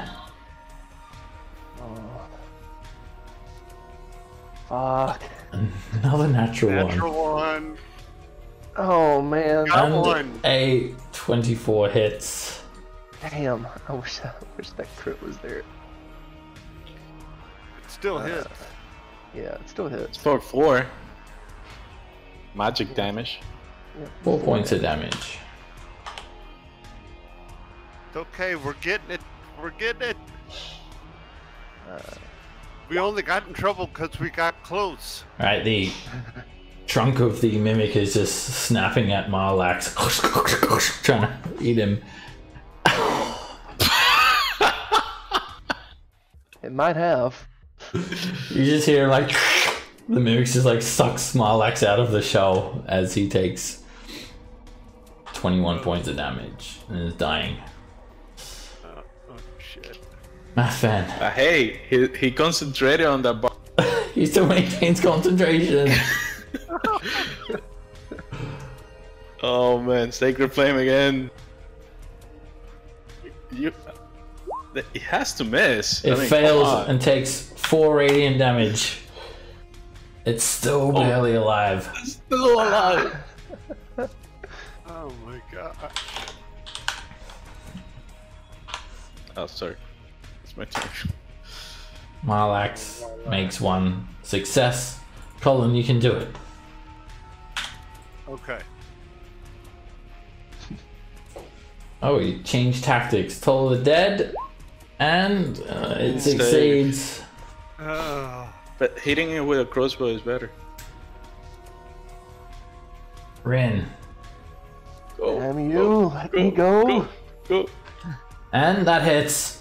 Alright, Rin, you crawl inside the like front seat, and you just see like this area where Colin found like the secret lever before, and you just get your short sword, jam the short sword into the ignition and turn it, and then you just hear bah, bah, bah, bah, bah, bah, bah, bah, bah, and smoke just comes out of it. And then it just dies like in that form. It just stops working. I'll get up and immediately go and try to stabilize Marlax. You can stabilize him. Okay.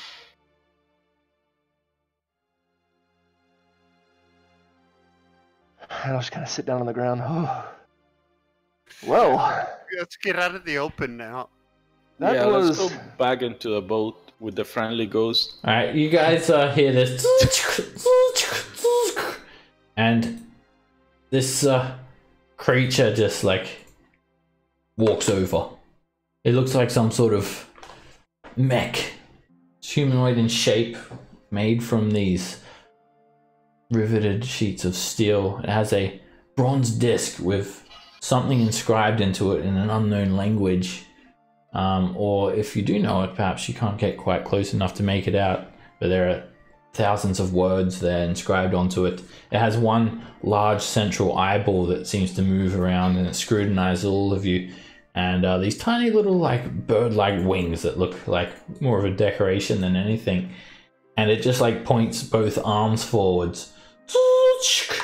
And then suddenly there's violent glow just of radiant energy and like a massive tube just it completely just obliterates like all of this trash here and just melts it down into like a solid massive just flat metal. Just like melts away all of the walls. And you see Vendellen like over here. Hey, what's going on? The hell are you guys doing? And you see like Vendellen's hovel just like over here. He's like on his ship. Can you do that to the eggs? Yeah, the eggs just get completely obliterated too. And that's where we'll end today's session. We're just back to the beginning. Why didn't you just jump over this wall? We're looking for a book.